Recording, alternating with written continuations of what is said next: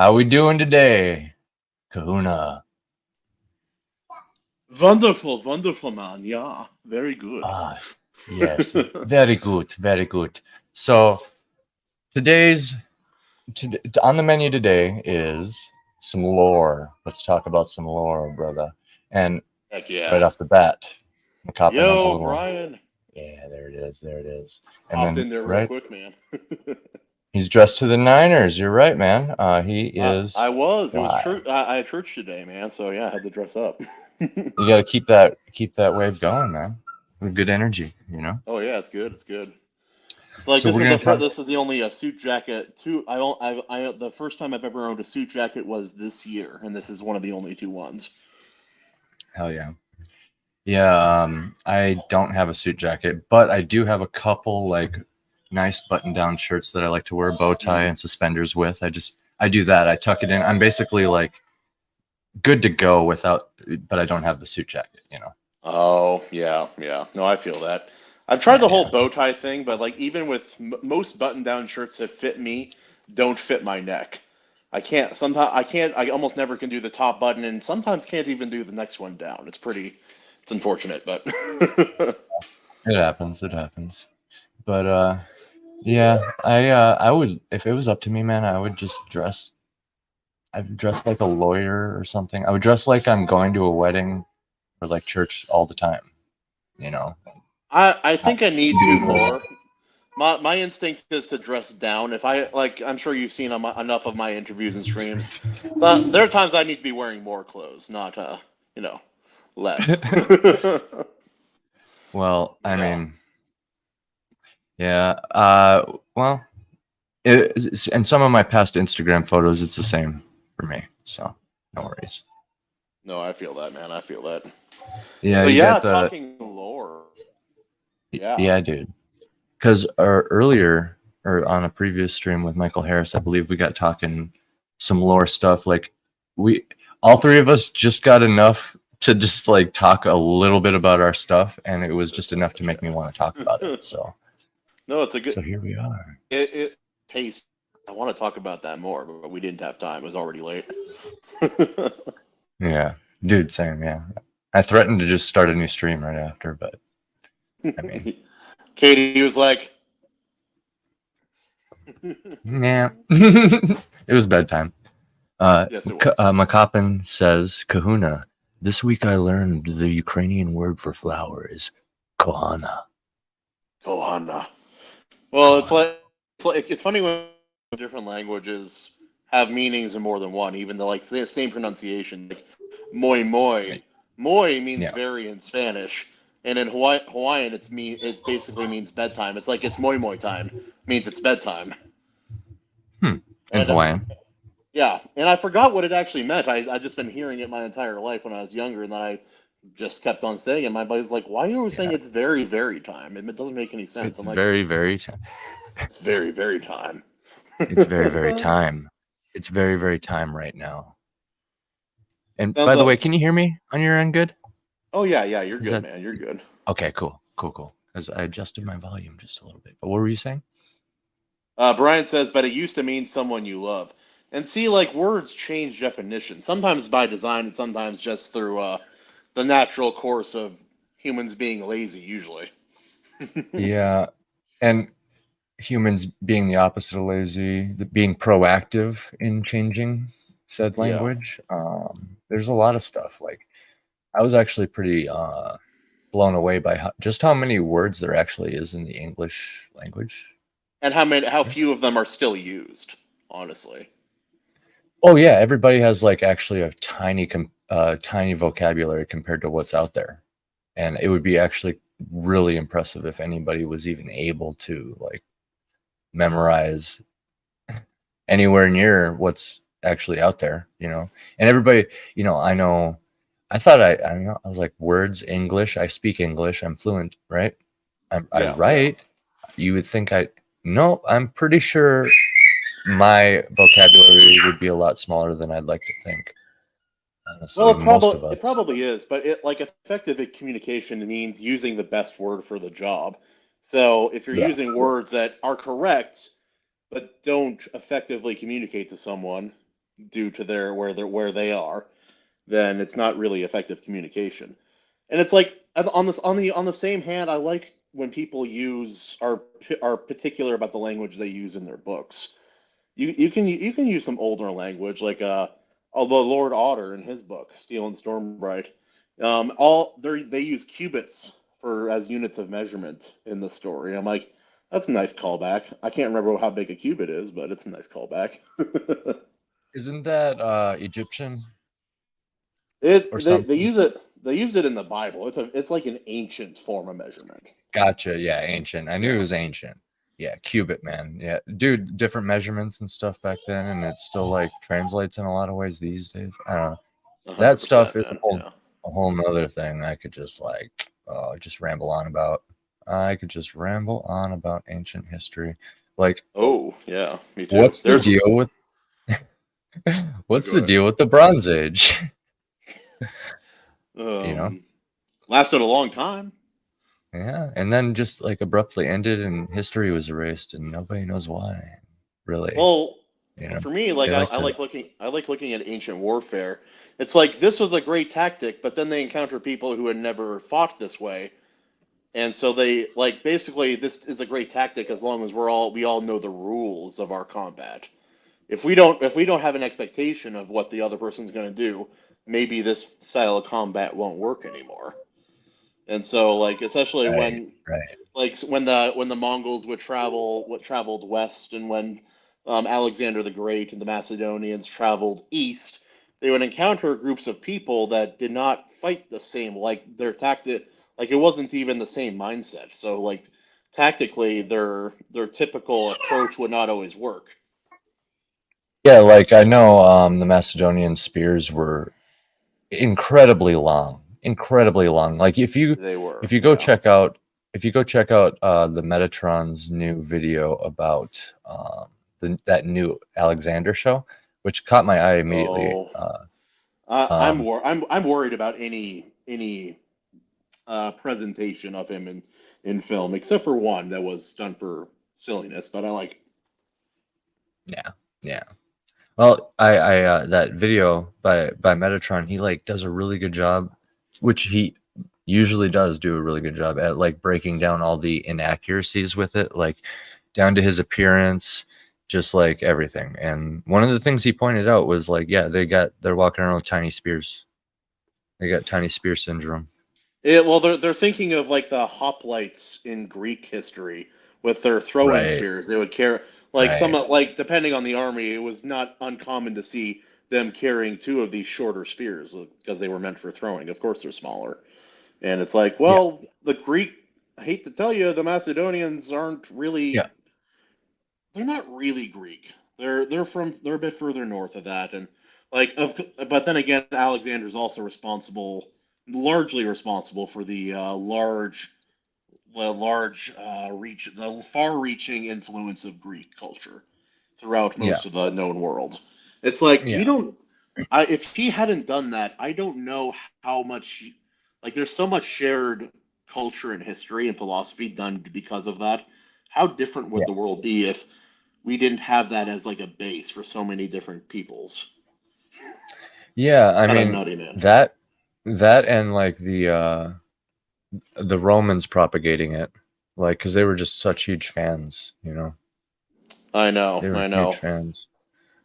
And Oh, so 100%. yeah, I Yeah. mean it reached everywhere. So I mean that's great, honestly. I mean maybe not for like some of the people that were conquered at the time and stuff, but like Oh, for all we can do sure. is Yeah. look.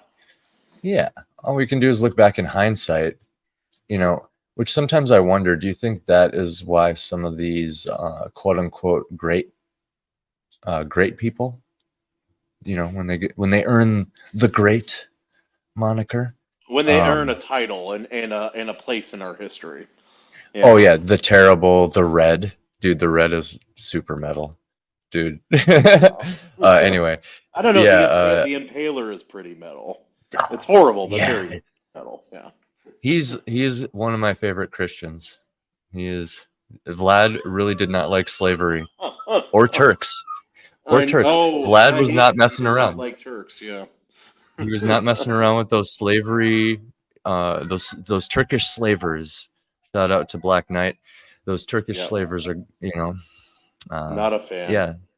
But I mean, I'm downplaying it, obviously.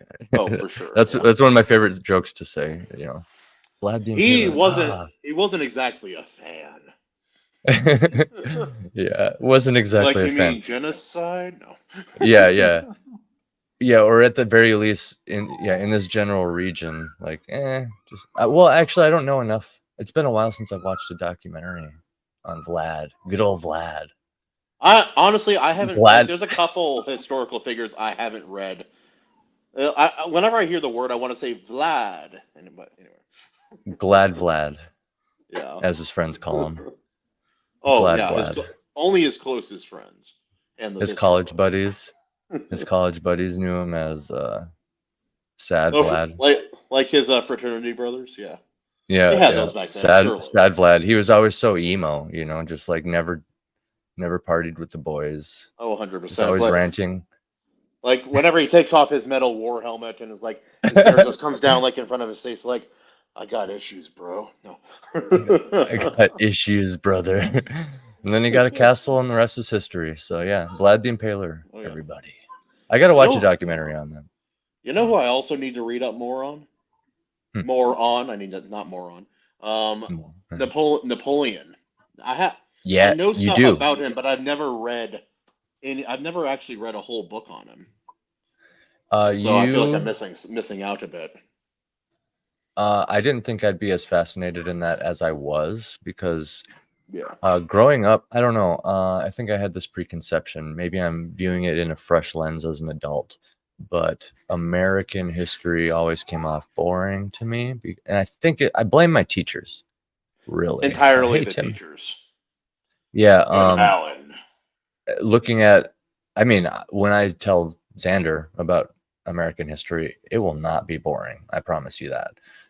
Nope. But yeah, I mean, just like compared to like Alexander the Great, I mean, yeah, you got to admit, I mean, it's just my taste, but like, you got to admit, like, spears and shields and like world conquest and all that stuff, and like this happened kind of thing. It appeals to something base nature in man a little bit.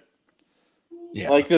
Almost like a shared collective memory of a time long past. So it's the feeling that was evoked in me when I was watching Conan the Barbarian the other day. It's like, it's a fiction and it's a movie, and I wish Arnold wouldn't speak because it ruins the moment, but but it's like, it evokes, like, it almost makes me feel like I can, like, some part of me remembers a time when that was kind of how it was. It's a little nutty, but it's probably just my imagination, but it's how I feel when I watch and read stuff like that. I need to... Evalee, welcome to the jungle, baby. This is something I need to read more of, is Conan stuff. Have you read Robert E. Howard? Not enough. I don't think I haven't finished a book, but I've, in my life, I've read here and there. I need to, like, seriously, because like I have terrible eyesight, so my reading directly depends on like my monetary situation, so that I can then afford the really expensive trad audiobooks that I can listen to while like I work, or these days would be like while I'm I don't know, have one in my ear while I'm watching Xander play or something. I don't know. But 100%, I do the same thing. Yeah. But you see what I'm saying? Like, so the audiobooks are few and far between. Me and the wife got some Iron Age stuff for Christmas, and I'm gonna revisit reading by hand. My eyesight's only gotten worse over the years, but I think my understanding and my determination has increased. So I will finish Black Crown. Some books make it easier than others. Like the margins are easier. Yeah. I will say. I will say I do appreciate the larger ones that I got. Like I know Daniel P. Riley and McCoppin, who's in the chat. you know, John Douglas's book. They're all larger. John's book is big. There's only a couple guys in the most of the people in the Iron Age. I'm sure you've noticed this. Most of them write kind of shorter fiction Good. on average. The reason I did is to be sparing with other people's time. I feel like it's a good place to start because, I mean, the worst thing that happens is you leave them wanting more. Yeah, that's right? true. And so then you just get started on your novel, right?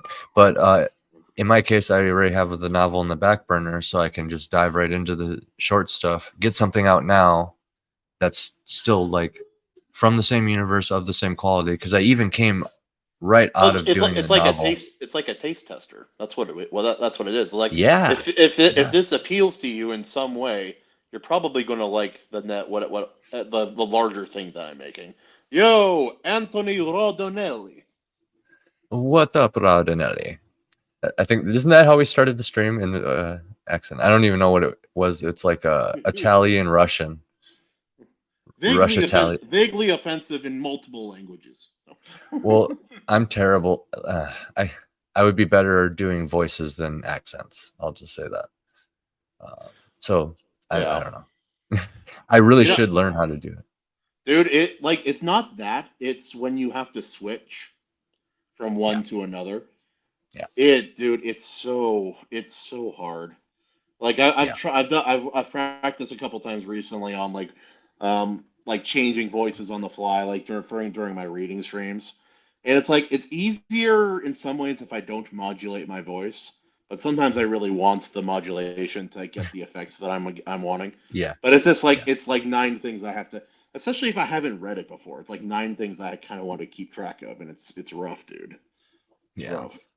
Also, dude, I'll throw this out there real quick.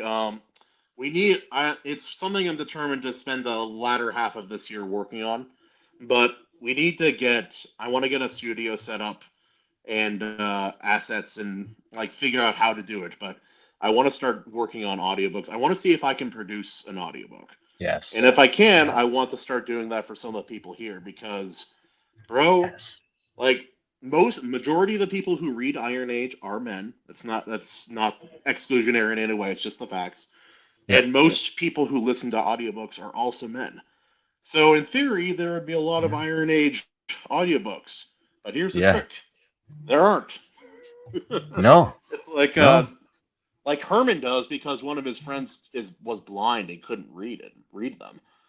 So that's why he originally did it. And then Brian, his book is an audiobook. I gave that audiobook to my dad, and that's how I got him to read an Iron Age book. His eyesight's bad too. He has trouble reading books now. So he listened to Brian's book and he loved it, man. He loved that book. Dude, and that's coming. It's cool. That's sick. That's sick. I can't wait to read it, dude. I've only heard good things from McCoppin. It's not.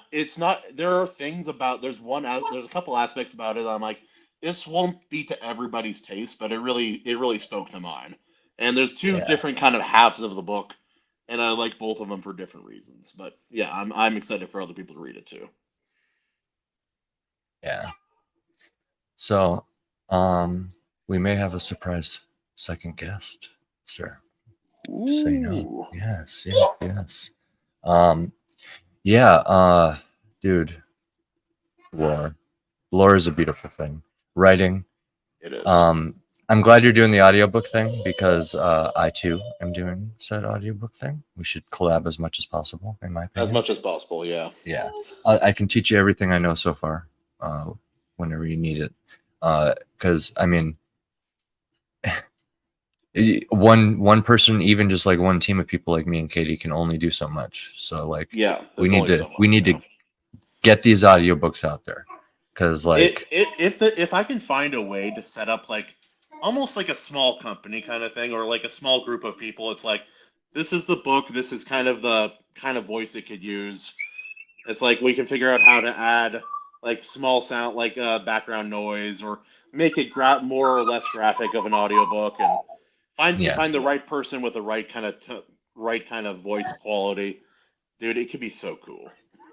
So as far as the audiobooks go, Hold on one second. I need to clear my. You're good. So, as far as audiobooks go, this year I'm going to be working for half the year. The first half is going to be all spirit animals. The second half is going to be all Promise of Starlight, my novel. Epic length, as I call it, because standard size novels, like, I don't know, 50 70 to to like 9. 50 to like 80,000. That's pretty normal. Exactly. 100 is considered a little on the long side, right? So what do you even Yeah. call that? Well, I call it epic length. 100 plus. Mine's 150. But by the time the edit's done, I'm not putting a cap on it. Dude, I'm not going to pick and choose. I'm going to put it all there, polish it all up, and then send it. John Douglas actually inspired me, you know? Oh 'Cause yeah, no, I read the Black Crown, and I have some like I think I already put out my review for it, but and I had a couple critics, but it's such a good book. And you know what's weird? It actually surprised me. I have read hundreds, possibly thousands of books, and his book actually it took me for a ride a little bit. And it was such a fun adventure. It was sad and mournful and powerful and fun, Wow. realistic and not in the all in the right ways. It was, and it was so distinctly John. Also, that's one of the Good. great. That's it, man. I It's want to so see good. that. I want to see that. That's what I expect. Like, okay, story, whatever. Give me a story. That's cool. Do whatever. But I want to see John Douglas on the page too. You know what I mean? I want to see Oh yeah. Makapana on that page. And that's what I'm really looking forward to. Yeah, like a good Oh, story is a good 100%. story, but Yeah, I you can want to. feel honestly, you can feel McCoppin on the page, and also with your book. I can feel, yeah, in the prose and in the language. You have a you have very good prose style for your writing. It's very impressive. Evely Um, even talks about it a little bit. It's poetic. Evely, it is poetic, but AC, I'm sure knows this. There are some books that are way more purple than yeah, you yeah. can even. We've talked about one, which we can talk about, because I actually thought of an example of what I like about that one. That's a little purple. Purple Which one? Kahunas. Uh, the Purple name of the Kahunas. Kahunas. The name of the purple Kahunas. Oh, the Name of the Wind. Yeah. Yeah, yeah, yeah, yeah. Not I everybody likes that book, but I really, there's a no lot that you yeah. you. So I thought about it more because occasionally I come back to it, and you were saying it was the way he describes things, like he doesn't just say it outright or whatever. And the Yeah. example I remember is her eyes danced. He kept Yeah. saying dancing eyes. He kept like saying that these eyes are dancing. He did it a Yeah. lot too. Actually, almost Yeah, he almost does. too much to the point of criticism. Almost. If I'm being real, but guess who says stuff dances now like eyes? And I mean, I would have said like Oh yeah. fingers are dancing before, but I never Yeah. thought of like the eyes dancing. I imagine this like they're dancing, they're twitching. You know what I mean? Like Yeah. they're Yeah. dancing. Um, and I have had a few people with dancing eyes die. That's happening while they're dying. Like they got stabbed or something, and like, Hmm. their eyes are dancing. Yeah. And then So the thank like you. there's other things too. It's like everyone's like, oh, he's so purple. I'm like, people misunderstand his prose. When they first read it, they're under the impression it's like, oh, he has such a master of use. Like he's not using difficult words. He's using Right. very simple words in a way you haven't heard before. It's like he could have said Yeah. he could have said it was quiet. The silence was breathtaking or something. But no, what he said was there was a silence of three parts.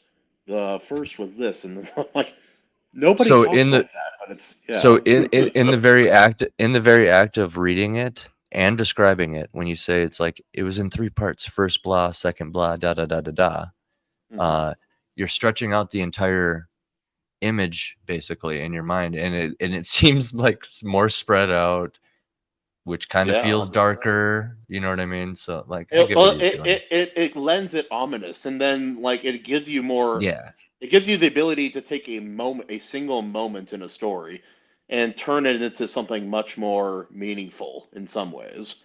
And like, but that on the other side of my taste, there's Robert E. Howard with his efficient, short, easy to like, very quick, effective. What do you call it? Not comparisons, but descriptions. It's like he just uses very few words in a very creative way, and it just sounds good. That's I all gotta there is check to it, out. man. I gotta check out R.E. Howard real quick. Rondinelli, have a good night, brother. Thanks for coming. Oh, thanks for stopping by, brother.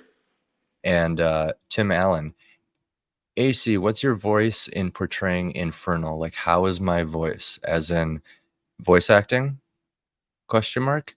And Evele, doesn't purple mean that they're good? Not Not necessarily. People, exactly. you want to take this one? You No, got it. go ahead. Go. Okay. So a lot of times, purple is the intent that it's used for is to criticize something. So, like it's so it has been jerked off so hard that it's purple. It's not even red, it's purple. You know what I mean? You've spanked that bottom so hard that it's purple at this point. You've held your breath so long that your face is turning purple. Whatever you want to imagine. And even that description of purple prose was a bit purple, if I might say. But no, they just go, you go in the most roundabout way of saying something, the most indirect way, and they're trying to be poetic. Sometimes they're good, which means it all comes down to taste. And purple prose does come down to taste. Some people who are like diehard Sanderson might think that like Tolkien is purple, right? Or like George Martin. You know, some people think you could think he's purple, but I mean, when you see real purple prose, and you think about how it's used in a negative way, then it has to come off in a negative way. Like, this is not done well. So to answer your question, no, they're not good typically, but somebody who is good can get lost in it. Yeah. I have to add a little bit to that. Yeah. Please do. Sorry, Please just do. the way you. Anyway, when someone says purple prose, they may say it with criticism, but it's just a stylistic choice, and some Yeah. people can pull it off and others can't. A better word to describe it is flowery. It's like, Yeah. let's take a simple sentence. The man was cut. The man's throat was slit, and he is bleeding out from that wound. If you're a simple descriptor, you would just say, uh, his, his his throat was slit, and the blood ran down his chest. His death was soon to come. If a flowery person said it, his blood ran down his chest like a waterfall. It's like, but you can do that like in like it was like a flower. It was like the nectar of a tree bleeding Ooh, down to yeah. fill the cup. Yeah, but yeah, The it thick depends on sap how of far. the thick sap. Yeah, dude. It ran The down thick like, sap, yeah, his yeah, lifeblood ran down like sap on a tree, or some exactly. bullshit. And that's It for a can't be reason, because good. it's evoking, like, maybe this is like orc blood or something, and it's evoking that it's literally thicker and coagulates faster. Not hinting at anything at all. But uh Tim Allen. Well, actually, yeah, flowery is the best way to. Flowery is good.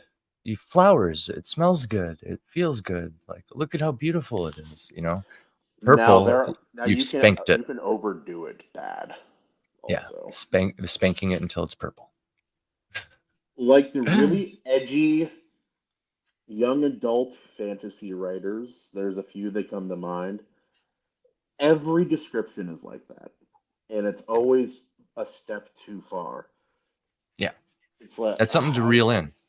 Yeah, and it's like it partially comes down to taste, but I think there is some objective way of viewing. Like it depends on the book too. Like there's a book how this is how you lose a time war, and it's a yeah. trip to read, but Mhm. that's a very flowery prose. But in that book, it works because it's mostly it's almost like reading a 100-page long poem, and you're Yeah, confused, and there's time. It's like a mess of different timelines, and it's messages are very interwoven throughout, and so it kind of works for that because everything has this kind of airy quality to it. It's like you have to light up before you start reading or something. But yeah, yeah, yeah. Psychedelic read. Real quick. Hail to the hedge himself. That's all I yeah. got for sound effects so far. Kahuna's. Kahuna's. Was it Bonus? GQ? Kahuna GQ? What's GQ? GQ. What's that? What's that? Great Quagmire? I have no idea. Yeah. Taking Kahuna notes. GQ. Elaborate, Herman. We would love to know. And back to Tim Allen on the Infernal. He says yes, as far as voice acting. So um, I it actually was my dream back when I was in the full swing of doing music as a vocalist that I would ride that wave out until it wasn't feasible to like play shows anymore, and then I would pseudo retire basically and just make it at home and make videos and voice act and Yes. write. And that was what I was going to do in my later life. I met my wife and moved that forward a little bit. Things changed, yeah. Yeah.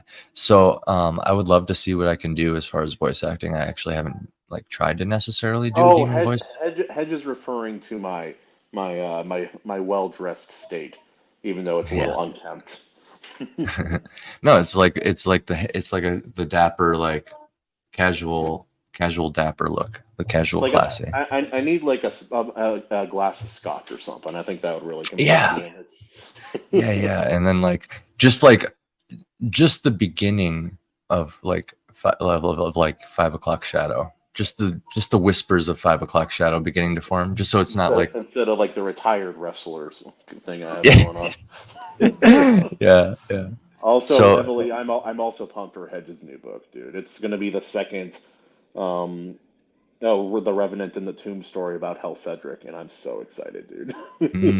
I'm gonna add Revenant in the Tomb to list batch number 2 for Iron Age. Both his books are audio, also available in more than one beautiful. place. It's because he knows. Hedge knows, and I mean, with the slogan like "Buy my book," how could he fail? It's fantastic stuff, Hedge. We love to have you around. And like he roasts Royce so hard, it's so he's very I'm in the effective. chat just like Royce tries to just, I know he sees all of it. He reads every single one. He does. Heavily, no way is Dylan Mulvaney on the new GQ. You have Gentleman's you Quarterly. Gentlemen's in quotations. Gentlemen. The Hedge is never late. He arrives precisely when he is. Saying that every time now. Oh, I never finished it, but I started a parody of his book, The Wizard's Stoned, or The Wizard's Stone.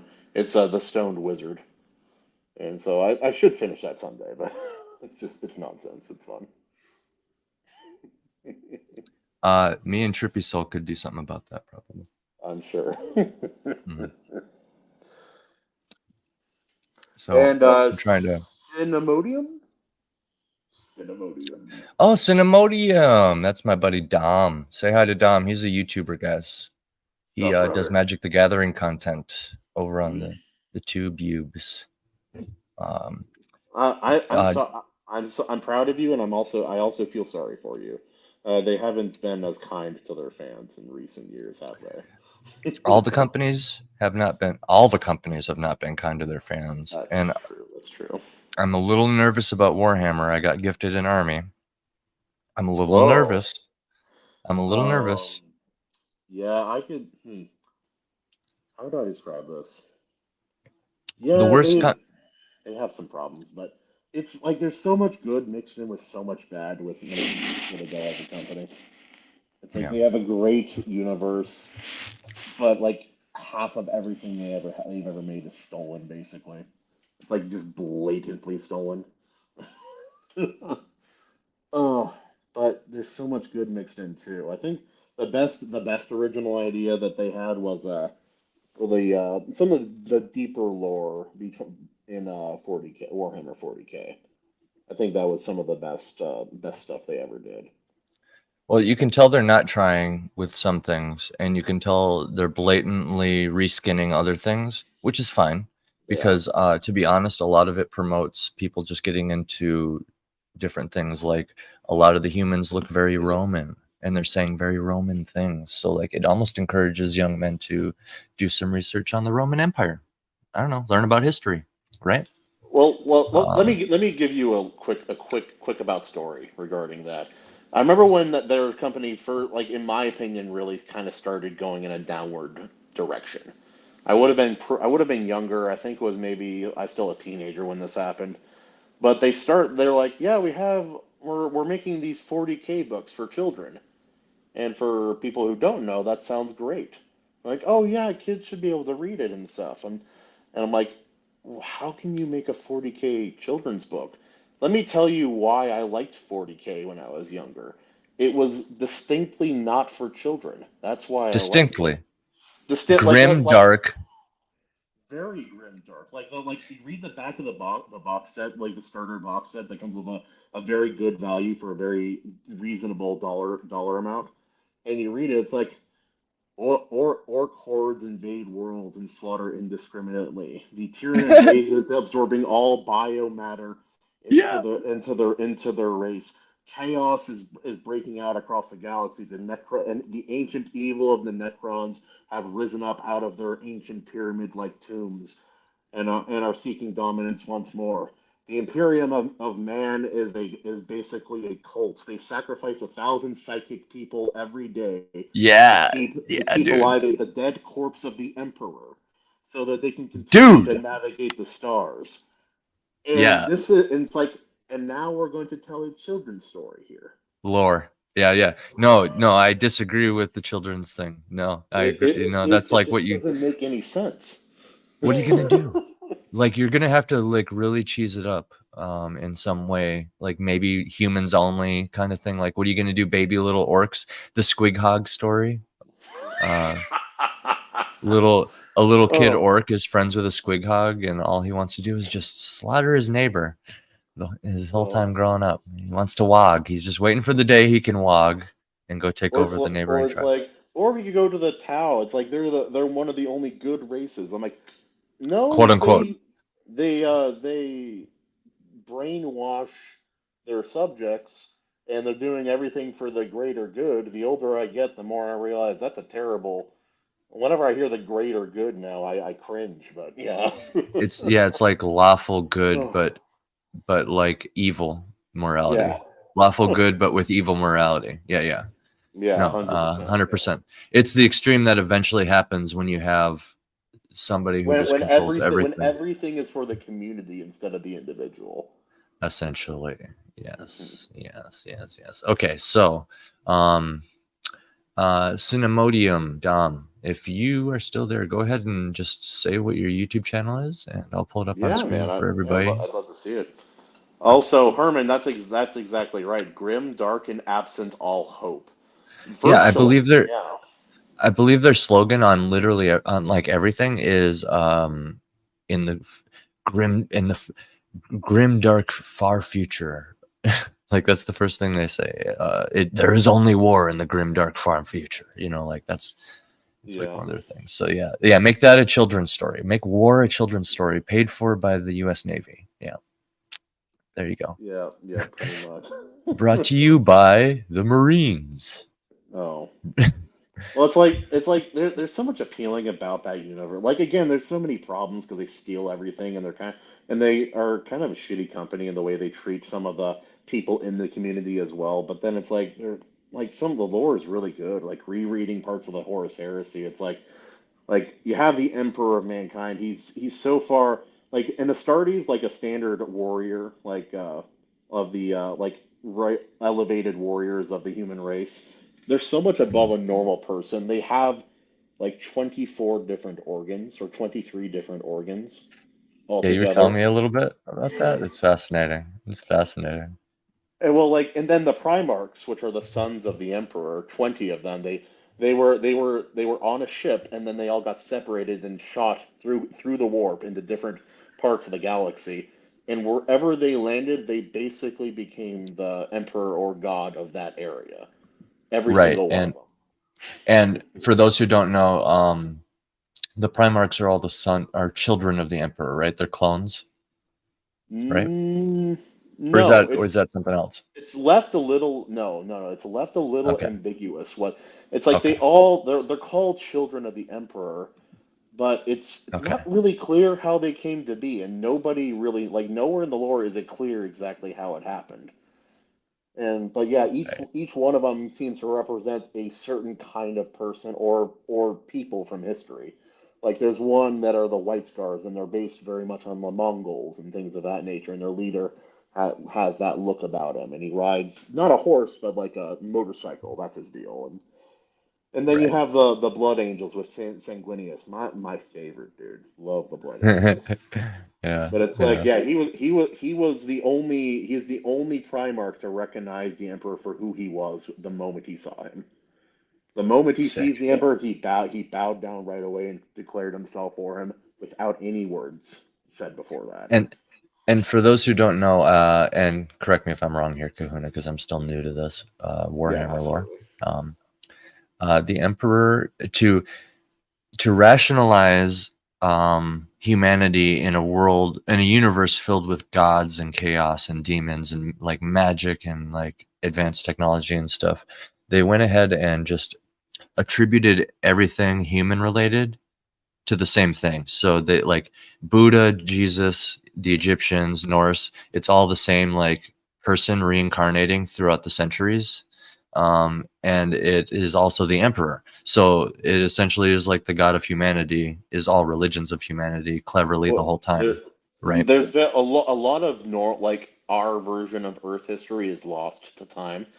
And Right. it's very unclear where the Emperor actually how he came about, because it's like even the Primarchs, like I'm reading the second or third book in the Horus Heresy, their Primarch Horus, the one who ends up betraying the Emperor and becoming and siding with Chaos eventually, he gets hurt, and they don't even know how to treat him.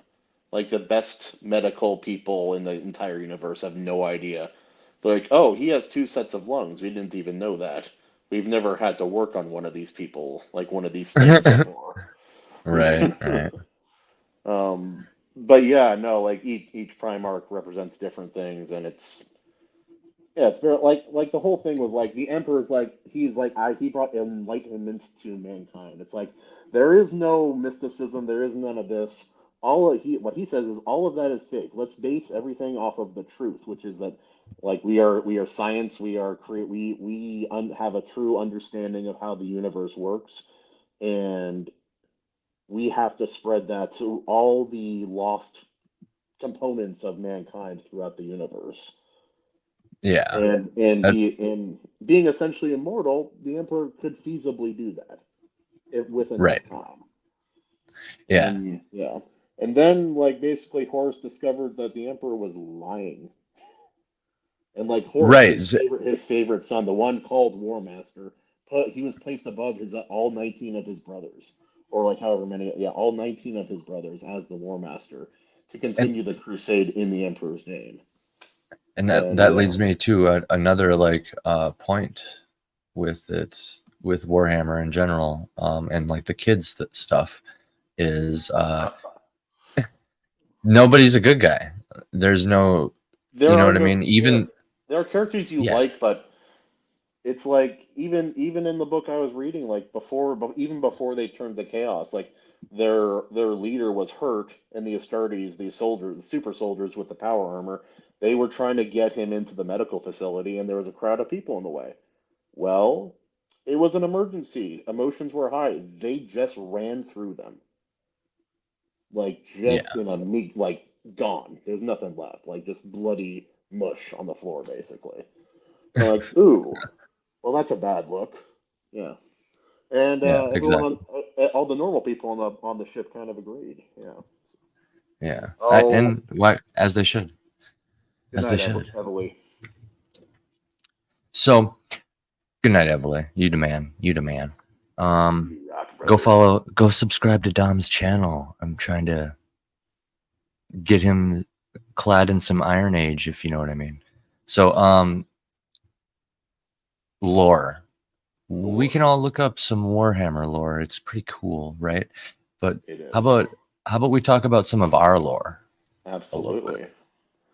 So, whatever you're able to talk about as far as this little book you've been world building. I think you Yeah. mentioned it on the last stream.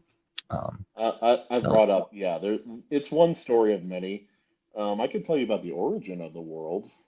It's like, for me, like whenever I come up with a story or a new world to work, play a new playground to work in, it usually starts with like just one thing. Sometimes it's an image, sometimes it's a character or an idea.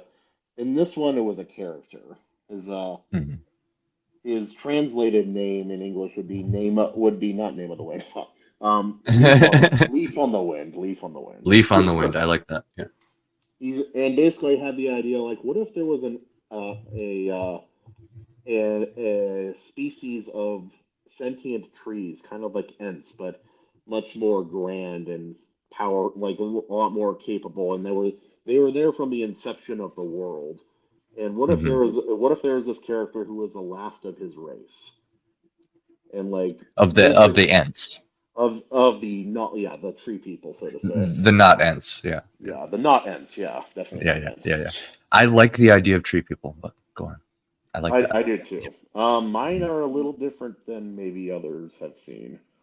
It's like I don't mind saying this because like we haven't even like I'm nowhere near releasing a book like about this, but Leaf on the Wind, his father is like his mother is the progenitor of their entire race, The and progenitor. yeah, so all plant life came from her originally, every Ooh. single thing, and not all of it was sentient, but you know her direct children were. And so one of them, like his bro, the reason that most of them are gone was because through an ancient type of magic, the most powerful magic, forbidden magic in the known universe, is the magic of transformation uh, and combination. So what they did was they took the like the vampire virus in my universe was an alien virus that came down like with a small group of aliens in ancient times. But with the magic of a combination, they combined the vampiric virus with a type of tree-eating disease, and so it Huh. just ravaged their entire people. Oh, of course, like a Of blight. course, yeah, but Yeah. Yeah. like they were magic and very powerful beings, and you figured, yeah. But yeah, no, Uh, and that's like all ancient history too. That doesn't even really, it has very little to do with the story I'm actually writing right now. It's just how the world came to be, so to say. yeah. It's sick. It's sick. So that was a snippet of like um some seeds. No pun intended. Some seeds for the beginning of like one aspect of your world, which is all plant life specifically, All right? the plant life in it. That like there Yeah. and like all of the ancient races, like there were never dwarves, but there Yeah. Yeah. were elf. But that like you know how like we have all these like when you say elf, you may picture one thing, but like if you think about it, like they're Christmas elves, they're or like more Lord of the Rings elves, they're Yeah. more kind of D&D elves and such. Yeah. And like there's all these There's like kind of DMT elves. just like yeah. They're just geometric shapes mocking you. Oh, But yeah.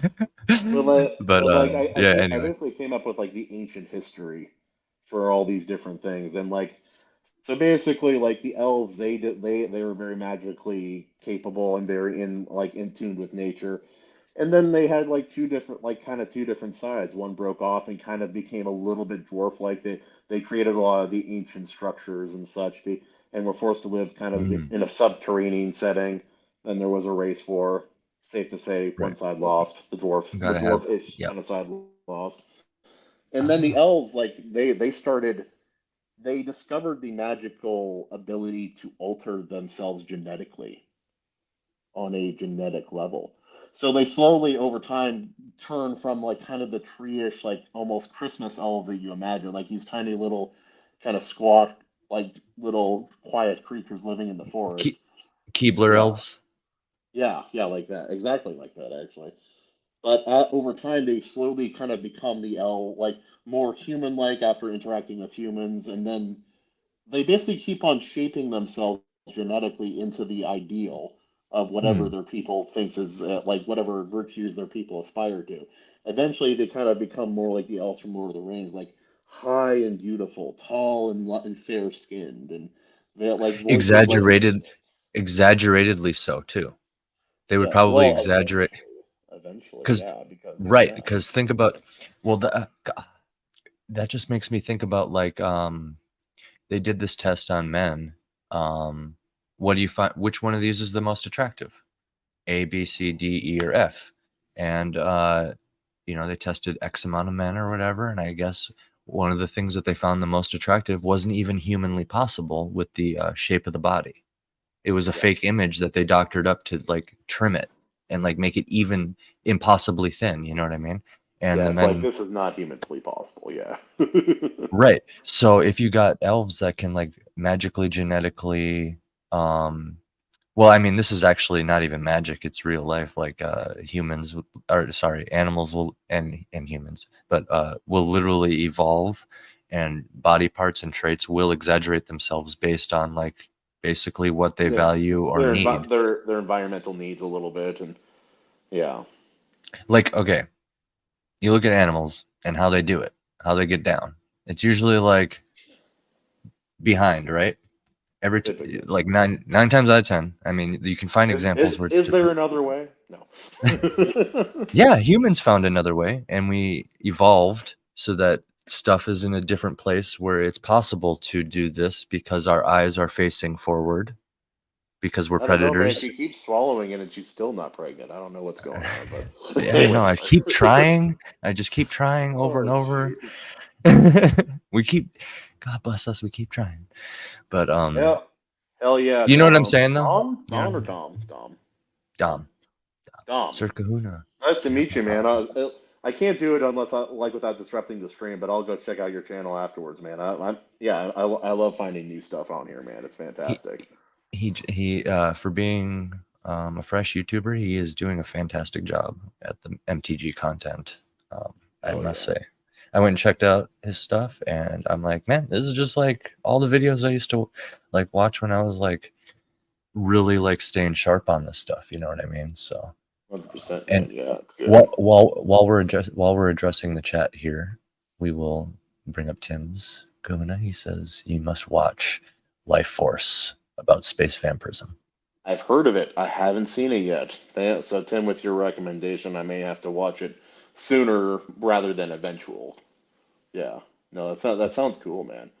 Like I've always like I always thought I'm like in some fantasy world, not my original one, but this one I'm working on now. I'd like to have some alien stuff, not like like just stupid amounts, but like things landed here a long time ago, and it like they've kind of just integrated with the world, but there's obviously something quite different about it, and so like Yeah, like of things that came from foreign places. I There's love like it. vampirism, and there's also a character that is like a imagine like if a son of Krypton landed on a fantasy planet, Yeah, and then the sorcerers of that planet like were able to confine and control his power a little bit. They could turn him into whoever they needed him to be. He could be an eternal king. And so huh? basically, there's an aspect of that and a part of my story too. But That's sick. yeah, That's sick. So your elves. What I was getting at yes, is like, I actually really find it fascinating that that whatever they culturally deem significant biologically, like what they find beautiful, for example, hmm changes at least at a faster pace or something. Um, yeah, I because think that's they alter it. At first, it's like just a little bit here and there over a long period of time, and then mhm, it becomes faster mhm, and faster and more frequent and more mhm. exaggerated. Yeah, yeah, yeah. Because like if they find large eyes beautiful, they would have really large eyes, and because if it's like at a faster pace or like magical or whatever, you know what I mean? Like, and Yeah. that being said, I mean, you get a few pockets of them isolated in places, they're going to be way different looking. You know what I mean? Yeah. Well, basically, like small spoiler, like they had this kind of um, like there were voices within their communities that were kind of like seeing the writing on the wall with this modification and the dangers of it, and like how they were so dominant in the world and trying to change everything to suit their needs. Mhm. The Yeah, basically they have their own cultural revolution, and the bad side kind of wins out, and so they Yeah. keep on going with the changing and the domination of other peoples and places. And eventually, so think about, like, if I'm going to describe an elf to you in basic terms: tall, fair, not like musical voice, and long living, and also alien, as in not very, like, not human entirely. Right. Right. Far from human. Yeah. Yeah. Yeah. So by the time, like, the modern day in my world, like in the era where I'm writing in right now, comes to be, they don't know for sure that elves are real. The only real evidence they have that elves are real are the ruins from the ancient elves that were kind of dwarvish and had built things in a very interesting and fascinating way. But there are small pockets where the elves do exist. But when I say fair, they are white as bone, as Yeah. birch bark. Oh yeah. When I say they're tall, they are now 12 to 18 feet tall, and their How limbs are long are their arms? long. Oh, 7 or 8 feet, easy. Yeah. Yeah. Are they dragging them sometimes? How's their posture? What are they dragging their Uh, arms? yeah.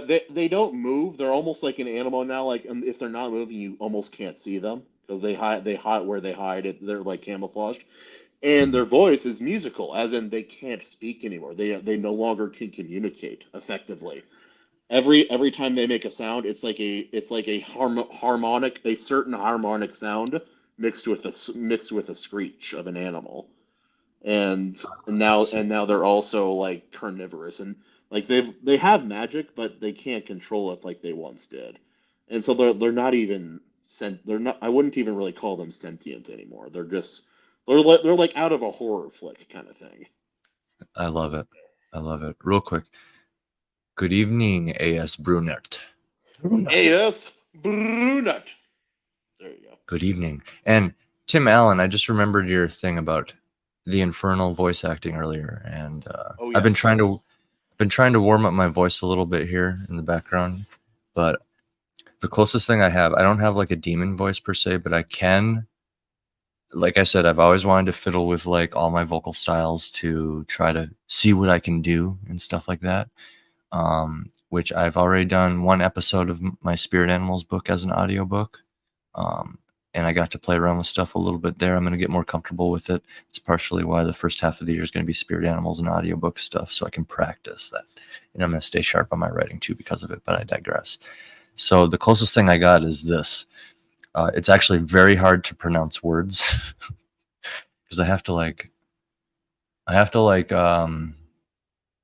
it's almost like pinching off the end of a balloon and then forcing the air through anyway. Okay, okay. You know what I mean? That's kind of like I what I'm can picture doing. it. Yeah. Yeah. And it's all being pushed through my nose. So like the sound is actually coming out of my nose. So I mean, like, if somebody did this as like a vocal style, they would have to have a system in place to just always have like not a plugged up nose. They would never have to, they would need to never get sick and stuff. But it's like fresh meat, fresh That's meat. good. Tim Allen. Tim, thank you for watching. Yeah. I I But I I like it, man. I like it. yeah, that's as, I mean, I've heard other people do that style too, but I am way better than me. Way better. Like they can actually like talk like that, and it's really impressive. Like any vocal technique once you've refined it, you know. So Yeah. Like for demons, like I always like, my favorite thing to do is to like take a ritualistic saying of one of the like of a character from a Lovecraft story, mhm. repeat that, and then add in an occasional like word in English said the same way, like I look to the sea, to see like a nur, stuff like I love that. it. I love It's it. fun. It's fun, man. I love it. See, and in an audiobook, you could have literally that you just did play forwards and then continue playing backwards and then loop, and then Yeah. you could loop that, the forward and backward, over and over, put it faintly in the background with some modulation, some effects and stuff, so that it's not distracting, and then you have a really dramatic description in the narration building or something, like, I Yeah. don't know, Yeah. Like the chanting in the background of a ritual or something. Yeah. something. It'd be Yeah, good. yeah. Well, That's why I'm really yeah. excited for audiobooks and to hear what you do, actually, because Oh, it's you've fun. got fresh ideas, obviously, and like different toys to play with and different life experience and stuff. So I am actually super stoked to see what you do. Yeah, you too, man. And plus, I've heard your spirit animals audio like in different stages, and it sounds really good, man. You have a great voice for like the general narration, honestly. Thanks, man. And thanks Evely too earlier for complimenting that too. I saw him.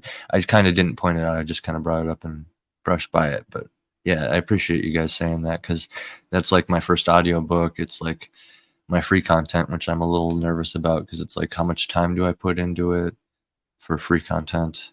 I mean, I'm going all in, like, because I can't help it, but I am trying to like just like restrain myself a little bit in ways, because like this last episode, for example, I went like 6 pages over what I intended for Oh, my, and it's just because yeah.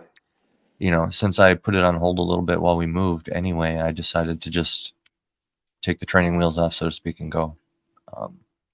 No, it's Turn it into great, an man. episode and a half. It's gonna be a long audiobook, Oh, but for yeah. sure. Yeah. Do you want to It's hear like about my?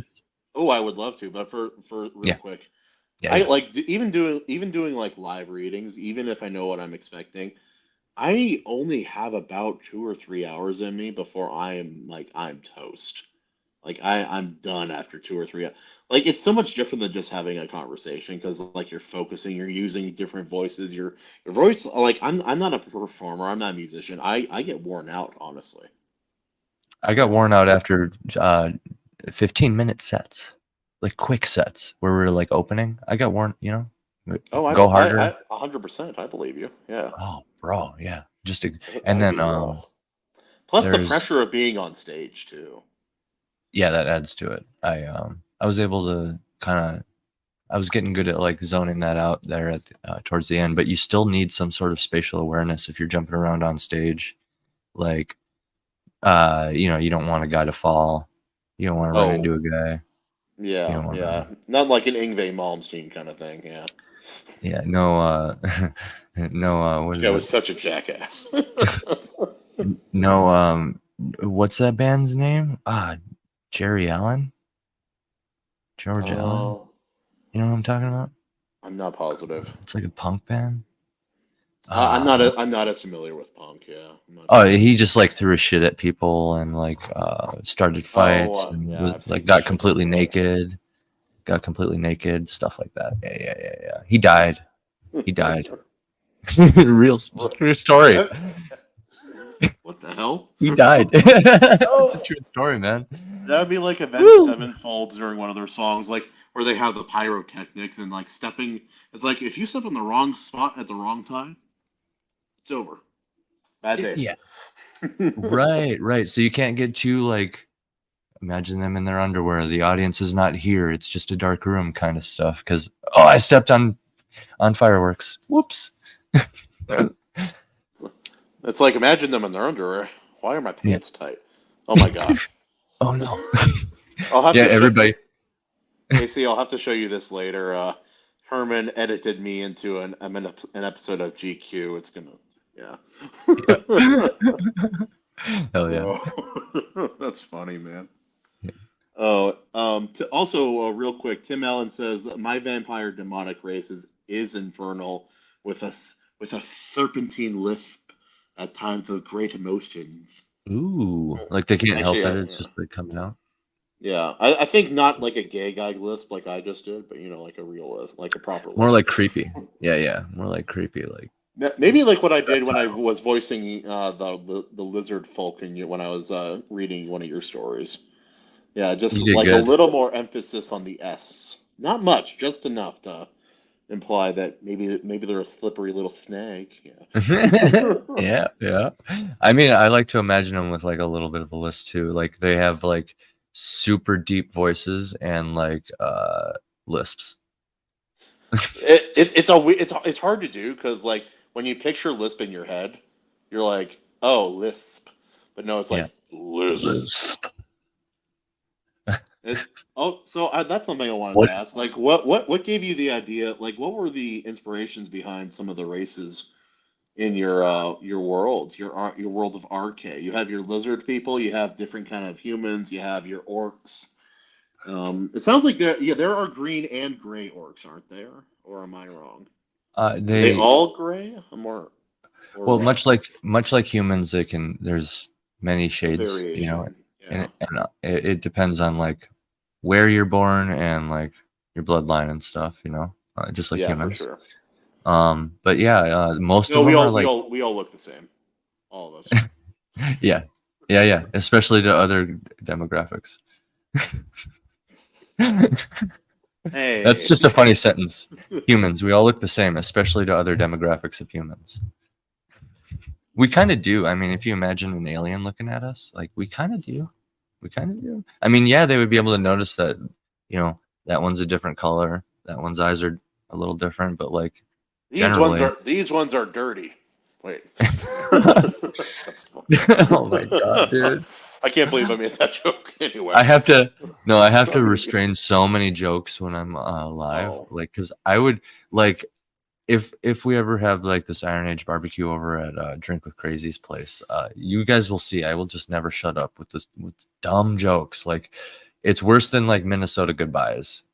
Just sit here and just like you can just sit here and just that's what we're talking about. We're just bouncing jokes back and forth, and they don't even mean anything. We're just saying dumb shit. You know what I mean? I don't know. Yeah, But yeah. yeah, the inspiration, right? That's Yeah, what it like is. for the orcs, lizard people, and then yeah, like lizard men, whatever you want to call them. There's lots of different names, but I love the idea of the rainbow army in your lizardman story. Like Yeah, all these different, like it sounds like they almost have a caste system or a caste system based off they of do. their color almost, and I found that really. I mean, it makes so much sense, and it's really a really fascinating idea. It that story really helped me flesh out like a lot of the deeper, like the next stage of deeper lore with the Drathakine, as they're known Yes, in my novel. And actually, I think I say that in the book too, right? The Drathakine. Yeah, yeah, you do for sure. Yeah, yeah. I But just couldn't remember the name. that's essentially that essentially just means dragonkin, dragonborn. Um, and Yeah. so I imagined a fantasy world. I'm like, okay, fantasy world, traditional fantasy world. I really like all the races. That's kind of like one of the things I like about fantasy. Like you could have just a pretty boring story I found, and if there's a bunch of really interesting weird races, it's just really interesting and weird and awesome to me. Think Yeah. about Star Wars. One of the Star Wars things is there's just always another weird looking alien that they can just invent because like And it's the like galaxy. we don't even know the names of most of these. They're just like it's just like a two off or three off. Like oh hey look at those weird looking guys with like dong nose kind of mother Mhm. effers like over there. Yeah. I would generally disavow that to most writers, just so you don't like get lost with something or get tempted to just invent something for the sake of something. Like, dang, I wrote myself into a plot hole. Better invent the fire, the plasma breathing mud swimmers of Celion. Patagonia. Yeah. Yeah, Patagonia 4. And they come in, and they can defeat the bad guys or whatever. But yeah, And they can sing in English, but they can't speak it. Yes. right, right. You're better off just kind of like if you want a super vibrant, diverse world, make like a list of everything you want, branch off from a few of them so that like each thing has a few categories, and do that enough times to create the illusion of like, I mean, it doesn't even create the illusion. It just actually becomes like legitimately like organized, but also complex at the same time and in a realistic way because you've kind of created like a family tree also, which gets Oh to my yeah. next point with the inspiration and stuff. But yeah, you're better off just like literally saying, I want it to seem like Star Wars, but I want to control all those. That wouldn't that be cool, right? If it seemed as crazy and vast as Star Wars, but you're not just inventing. But you weren't just like pulling things out of your butthole. Yeah. Yeah, there's literally 62 alien races, right? You know what I mean? You like have a number, you know what I mean? And each of them has 3 branches. You know what I'm saying? So Yeah. you could get really crazy in that aspect, and Oh, it's still under control. I do have a question, non-spoiler. Yeah. But in that lizard, in the Drathokin portion of the book, you have your Drathokin, and they're giant. So they're giant bipedal, mostly bipedal lizards, Yeah. and they have different personalities, and they're fun. And one of them likes to fight naked, you know, as you do. Hmm. But they also have chariots pulled by other giant lizards. Yes. Are they related? Just very like just disparate branches of evolution kind of thing, or how does that work? I'm wondering, like, are these just like slaves pulling the chariots? Are they related, Kahuna? Are I they? don't know. It's not. It wasn't clear when I was reading it, but maybe it is, and I just can't remember. But So when a human evolves from a shrew and a horse evolves from that same shrew, they're both shrews, just different paths, right? yeah, I'd like yeah, to. with that theory, yeah. You may have like inspired me to exaggerate a little bit more with some stuff. I'll just say, but like, yeah, they're probably distantly related in some way, for sure. Yeah, 100%. In fact, that's part of like the inspiration with some of my with my races that I'll get at here in a second. Oh, that's fun. I'm gonna And address the. yeah, Oh, go what were for you it. gonna Go say? for it. No, what were you gonna say? Oh, just I think I even mentioned it in the last stream with Michael Harris and you. But Yeah, I also loved that the orcs, especially in the last story, were gray, and yeah, they come from an like a northern cold place. I thought it made them so unique, and also like the more I thought about it, that might have been the most. How do I explain it? It's like it was such a it was the strangest plot amongst the 3 stories, in my opinion. It was yes, maybe the most out there, and I think you knew that going in, but yeah, yeah, yeah. yeah. Well, for starters, a flying ship, like a flying ship for starters. It's Reasonably complicated and like reasonably complicated and advanced as well, actually. yeah, because like I had to go like because you have to have a little knowledge of like sailing, which is harder to find than you'd think. At least the important stuff that you would need to like describe in a book and stuff. You literally actually need to study it a little bit, and it's Yep, yep. uh, I'm glad I'm over that, and I think I could like look up. I think now I could be able to like get more direct information as needed. But yeah, that was not fun. Just kind of diving into an entire subject that people spend into their entire Oh, lives perfecting. studying, and there's still stuff Yeah, they don't know. and it's like I tell me. think my dad with a little bit more know-how could sail across the Pacific. I'm very Yeah, I believe he's really close to like the knowledge cap you would want to be able to do that.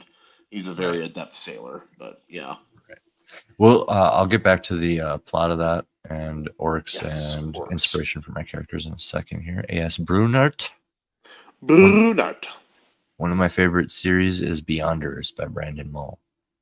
One thing that always annoys is that one of his races is there exclusively to act as cannon fodder for the main character. Yeah, yeah, It's such a common trope in yeah, storytelling, depending on the kind of story it is. It's like I understand it, but it's still you don't really like it. It's like depending on the kind of stories, it's like you there needs to be a really good reason if there's a cannon fodder group of enemies or even allies too. yeah, It's like there are the some stories. It's like if you're not a main character, you die right easily to everything, and if you are a main character, you just don't die. I kind of address cannon fodder in the second story, A Memory of Mortality. The Ooh, yeah. Fricton Republic, the mighty, righteous, good guys, the Fricton Republic, who are kindly invading the empire of I forget at the moment. Wait, you can't forget it's your book. I know. I've been working on so much spirit animal stuff for a while. It's Oh, it's been a minute since you touched. I get it. Yeah. invading the empire, right? They're invading the empire, which the name translates to summer festival. Um, Yeah. and I was Fricton wondering. translates Yeah. Fricton translates to fear. So it's the Republic of Fear invading the summer festival empire. Um, so We're gonna yeah, take these flower and their hair fags, and we're taking them down. Wait, what? the cannon fodder. So the cannon fodder is the youth of the nation. That's the cannon fodder. The Yeah. Fricton Republic hires Drathukin or dragonborn reptilian mercenaries to fill out Mercenaries. the Yeah. to fill out the ranks and send in kind of like first alongside their Phoenix Legion, which is a group of soldiers that they just reanimate over and over Well, again. yeah. And send in first. That was such a good. Read that. I'm like, that's such a good name, Phoenix Legion, for the soldiers that they reanimate as many times as they can, and Mhm. they fall and then they rise again. I'm like, I get it. Yep. But it's a great name, dude. It was And fantastic.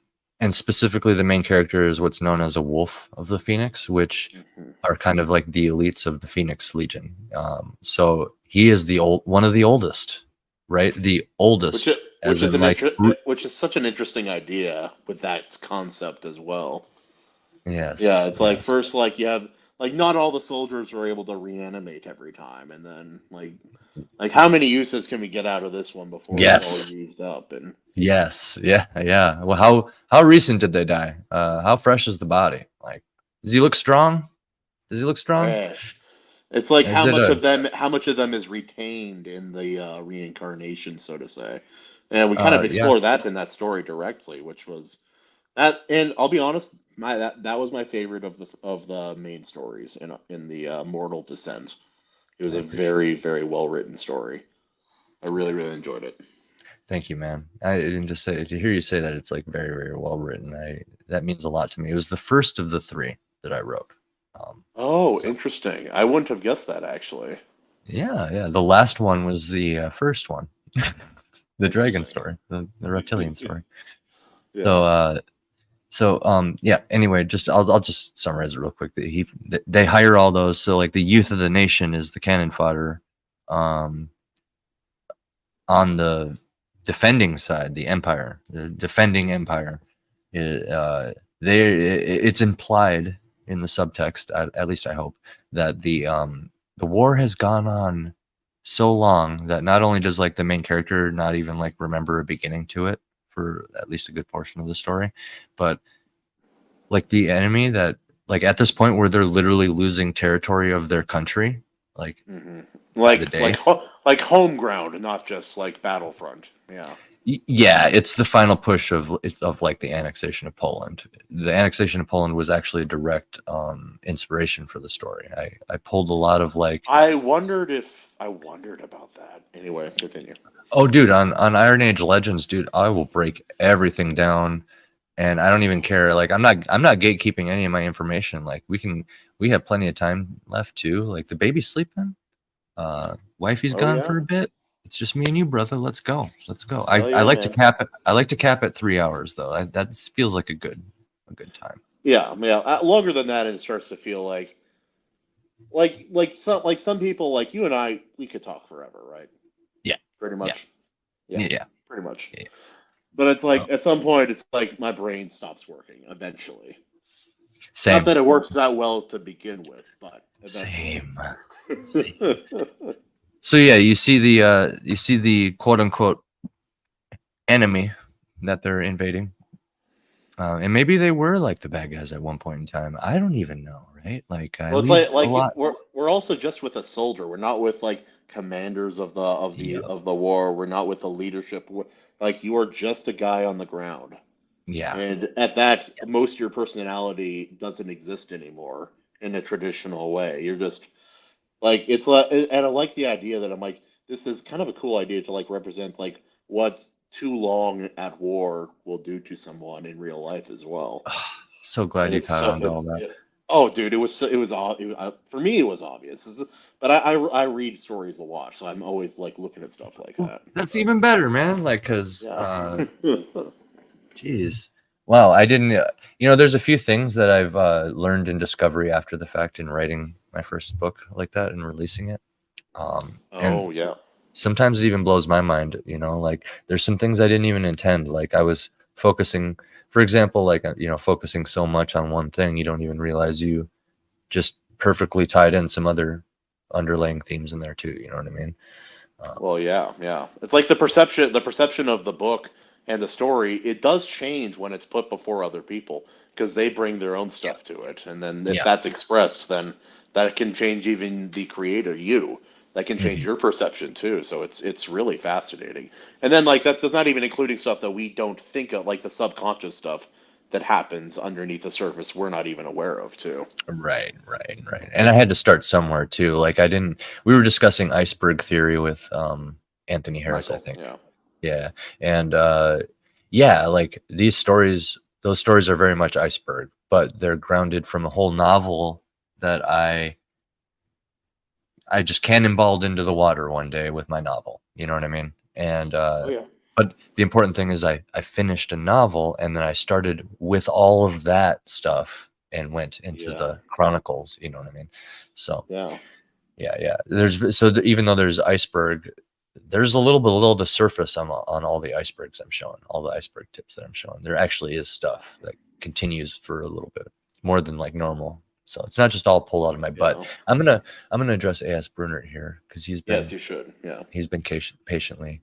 So yeah, one of his favorite series. So one of the other issues he had is it tries to make their deaths seem dramatic. The fodder race, right? Yeah. That we were talking about. It, you can't introduce a character and then kill him 5 pages later, like he says here. I mean, you can, to be fair, like It's I very hard to do effectively. right, and Yeah. like an in-world reason or like in-story reason that makes sense, right? Like, It's like in a bad anime, like when they introduce a character and it's like, yeah, this is their whole backstory. I'm like, oh, they're about to die. Okay, I see what you're doing. the race had a lifespan of 2 years, literally cannon fodder Yeah, invented. yeah. That's Holy actually crap! that's actually a cool idea. I've seen stuff like that happen in a couple times in stories. You got to really lean into it then. Like if you're gonna go there and you're gonna make it obviously cannon fodder, like I thought he was misstepping, but if he like purposely is like, this is cannon fodder race, this is it, that's their cannon fodder, you know what I mean? Then that could be something else, something actually usable and tenable. Yeah, Um, for sure. but it sounds like it rubbed you the wrong way, A.S. Brunner. You said you didn't like that about it. So I mean, I can understand that. You gotta do it right. Gotta do it right. And he's been studying the invasion of Poland also. As you do, it's like, how often do you think about the invasion of Poland? No. Men over 30 think about the invasion of Poland 17 times a day. Studies show from the New York, no, from you've heard the name of those big name newspapers that Yeah. conveniently also have a problem with like Sound of Freedom for some reason and stuff Oh like that. yeah, yeah. Yeah, Be shame if they completely ignored that it was a successful movie that came out in the anyway. Tim yeah, Allen, well, falling asleep here, going on 2 hours of sleep, so heading to bed. Hopefully, my neck will allow me to sleep tonight. Yeah, no, Tim has some tough yeah, medical and physical stuff, and yeah, I'll pray for you, Tim. I'm sorry. I'm sorry you're having a hard time, brother. yeah. When you're in chronic pain, sleeping it sometimes just doesn't happen, and somehow you still survive. But I hope you sleep well, man. It's a rough time. Yeah, and that's seconded over here from the Pritchard clan. Quick healing, brother. The clan of the Pritchards. The Al- Pritchard clan. Also, So you've talked about how in the RK, the world of RK, each story takes place in very different times, and it sounds like there's kind of Yeah. cycles of things going on in the world. So you have the Mortal Descent book, and then you have Mhm. your big boy book coming. Yeah. So is that just is it gonna be like one of these snippets of history that we're seeing in the Mortal Descent that is just expanded, or is it going to be something different? I'm trying to make it the snippet in history. Like, Okay. because I have some rules for my book, and one of them is that I'm not even allowed to know how old the world is, meaning it's just as old as I think it is. It's even older. Yeah. It's even older than that. It's a very, very, very old world that has had many faces over countless eons, many races over countless eons. Um, and I, when you have like an idea, like a playground like that to play in, you need to start you need to build a sandcastle somewhere. You need to, you know, build up walls to contain it, Hmm. even though the rule is there's endless sand, still I You need you still need structure. yeah, Otherwise, it's just if there's no structure, then there's nothing there. exactly. Honestly, Exactly. yeah. Then it's just a bunch of sand and it's like, what am I looking at? Anyway. um, Anakin hates it anyway. yeah, yeah. Don't say that around Anakin. He'll kill the younglings. But that's what. Yeah, he was just triggered. That's what it was. I Sand in his was underwear. I was triggered for years.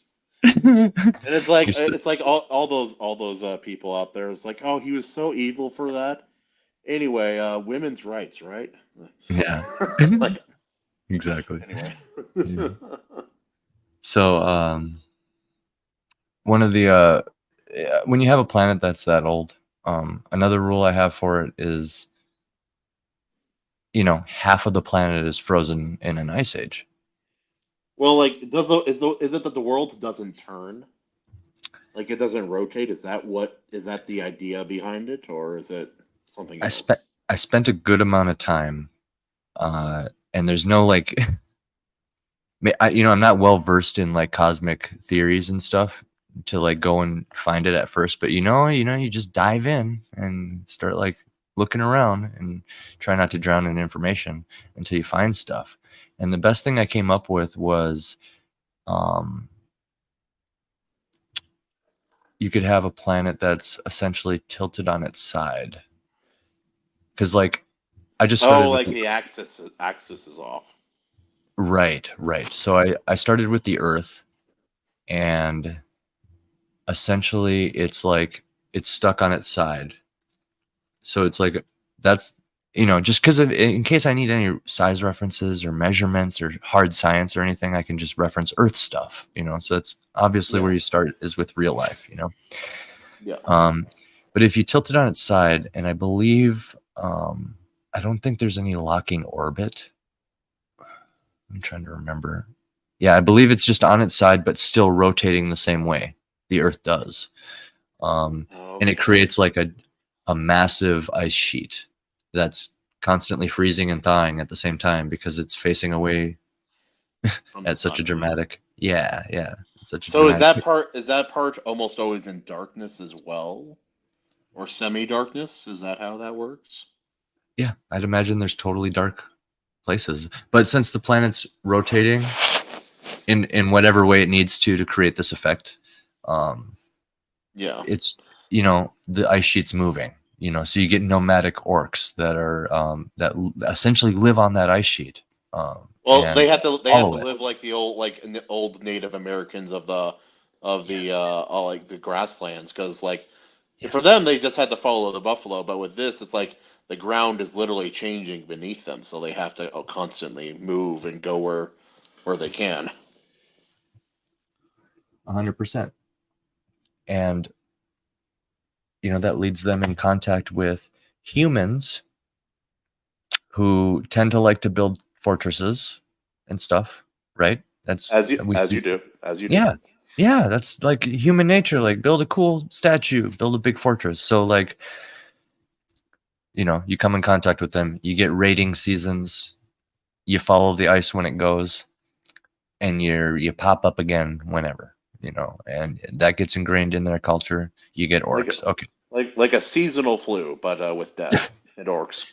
Seasonal war. Yeah, yeah. It's raiding season. That's actually why I Well, put so much significance on winter, without saying winter's coming, because I can't say winter's coming. I Cannot mean, say you it. can, but everybody will call you out for it.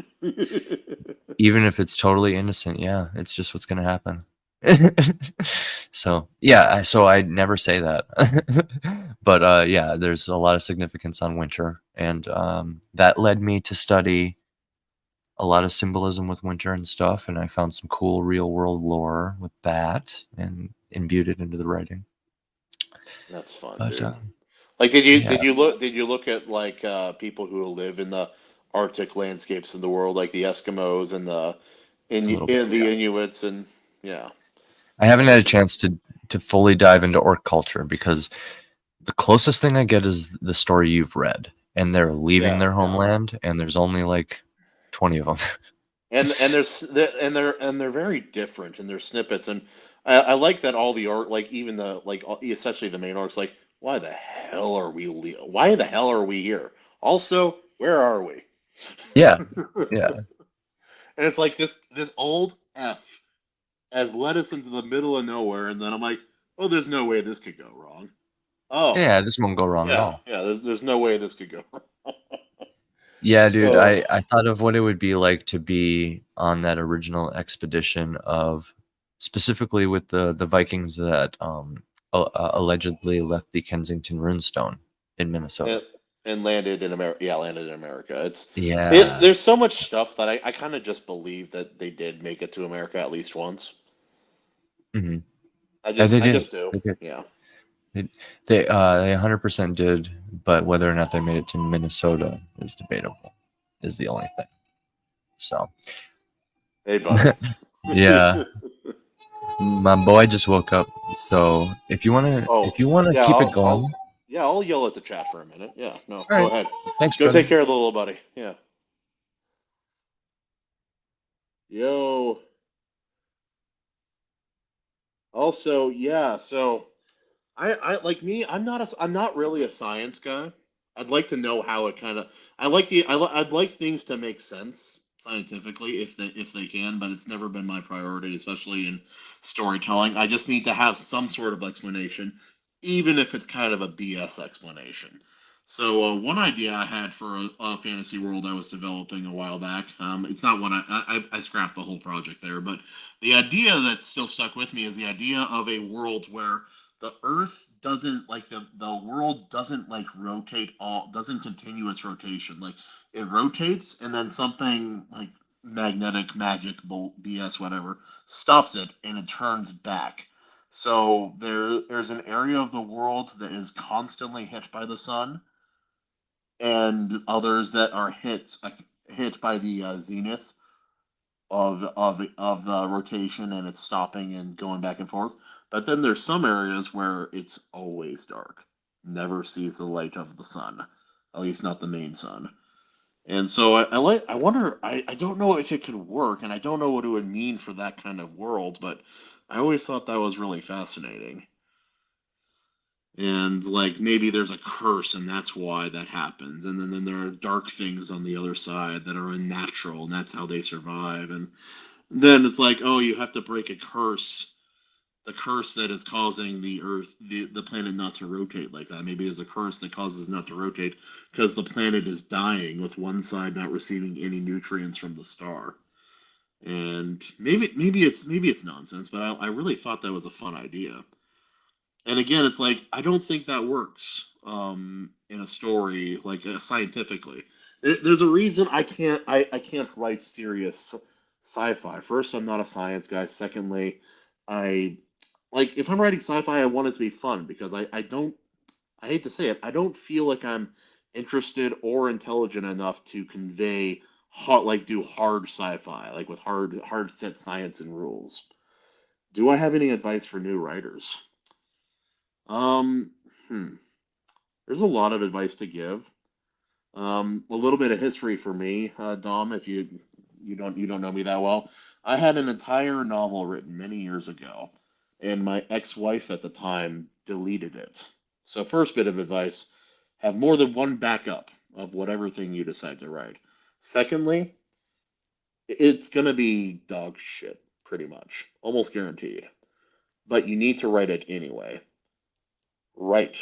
Just get out the garbage first draft, and if it's too hard to save, scrap it. But that you can say you did it, and if you finish it, you can. That means you did it once. If you do something once, you can do it again. And so you keep doing it again and again until you finally have something you're like, okay, hey, I think I can actually work with this. And yeah, yeah. And also, like, not most if the idea came to your head and you have any storytelling, if there's a storyteller within you somewhere, then there's a reason that came to you. Figure out what that driving thing was. What brought that story to your attention?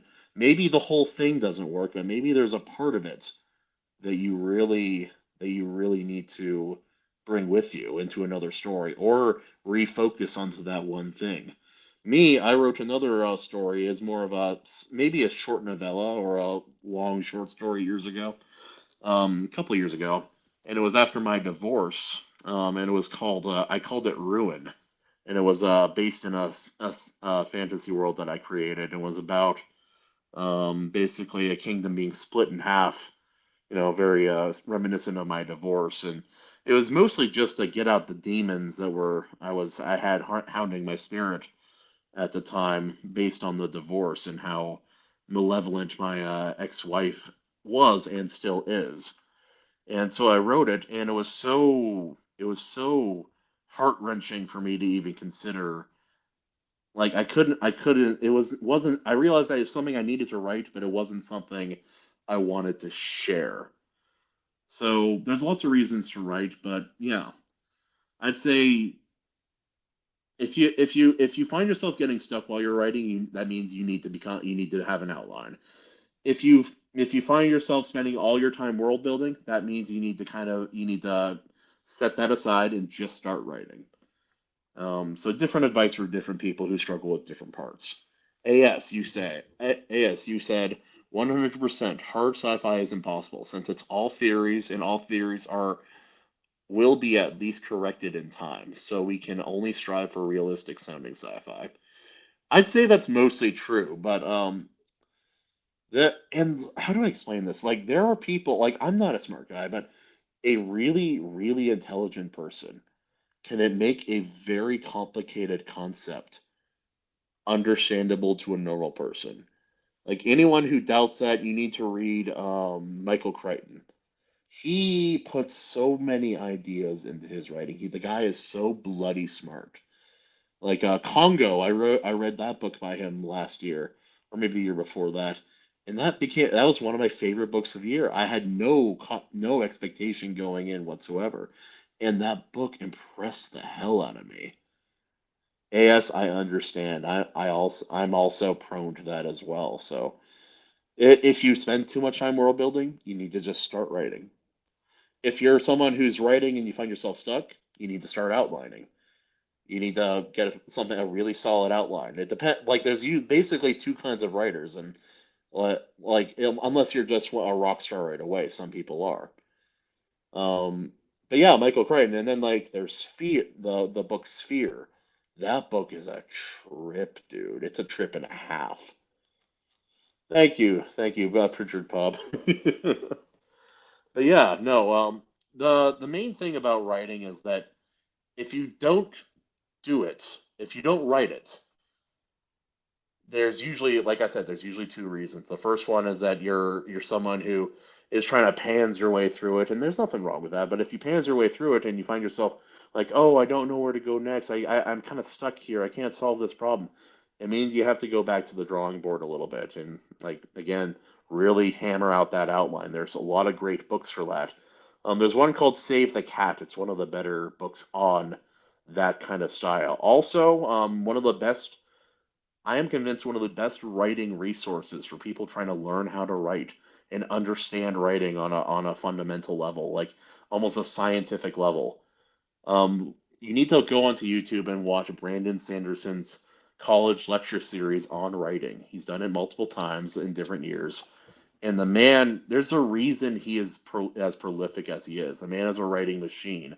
And he has a Yeah. lot of good advice, even for people who don't write the way that he does. He acknowledges the differences people have, and he always has a good word to say about it, much more than I could ever give, especially just here on a live stream. But welcome So back. How is thank you. Alexander? Oh, he's great. He just had I think he had just a bad dream, and Oh, that's sad. Yeah. changed his diaper, hugged him, gave him a bath, tossed on his favorite show. He's good. He's good. He's a good boy. Rock on, dude. So, first thing, fantastic advice from what I picked up there at the end. He's right. You should at least try to, like, when he says outline, I don't think he means like make a world Bible. Just like No, literally just like plot points.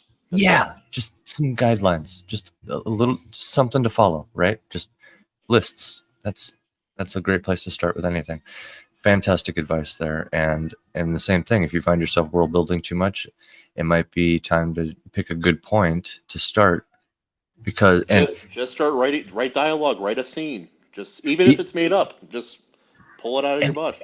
Even if you don't start, you picked a point. I'm for sure starting here. Now, whatever lore you're stuck building, you can at least focus around that.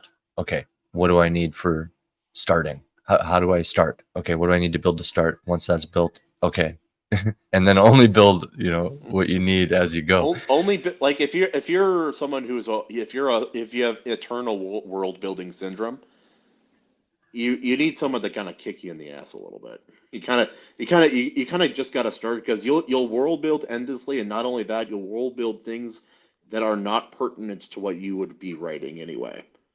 So yeah. Cinemodium says, I've been cooking up a story that was heavily inspired by late night imagination talks with a friend and the experiences I've had in my life.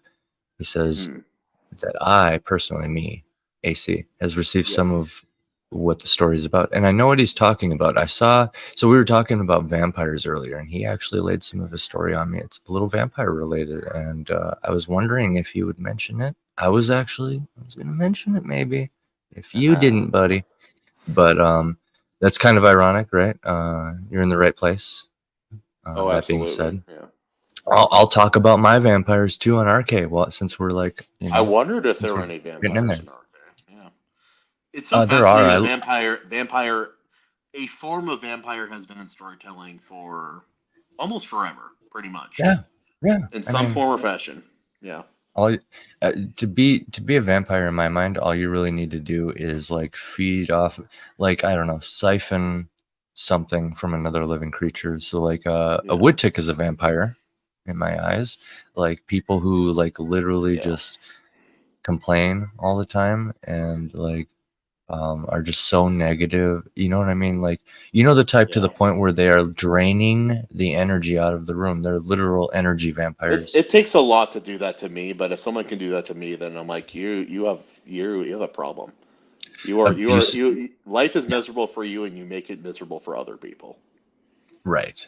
Abusive spouses, emotional vampires, right? Stuff like that. I know nothing about. Oh, dude, you could keep going. But yeah, mind flayers from D&D are just like brain vampires, right? They eat brains, absorb memories. So spiritual vampires, like the list goes on, and there's some form of vampire all throughout history, like you said, in every culture too, I'm sure, right? Oh yeah, man. It's even more than that too, because like there's an element of what the vampire is. The vampire is, in some ways, historically in storytelling, represents the transformation or corruption of man into something that looks like man, but is on a fundamental level not man. And that's the difference between a vampire and a werewolf at the heart, is these creatures originally, I mean, you can dive into the etymology of like the words, you can look at the source of like the physical creature itself, but at the end of the day, I think the oldest aspect of all of most OG mythological creatures is like the symbolism, right? So it's like exactly what you said about vampires. It's like a transformative period. Something else has infected you or cursed you or whatever. Just think of You've vampire changed so much that you are no longer recognizably human, either physically or spiritually. with the same face though, right? Yeah. That's the key thing, is like you still look like Yeah. you, like you're just pale or you have fangs or whatever, right? And that's the difference between a vampire and a werewolf, because like at its heart, a werewolf is that same idea of transformation. It's that same idea of transformation, only you don't look like you anymore. You have become a beast. Yeah. You are literally completely given over to whatever this thing is, Yeah. to the point where you're a You're beast. like if you do that, you are the monster that parents tell their children about it out at night to Yes. get them to stay inside, things like that.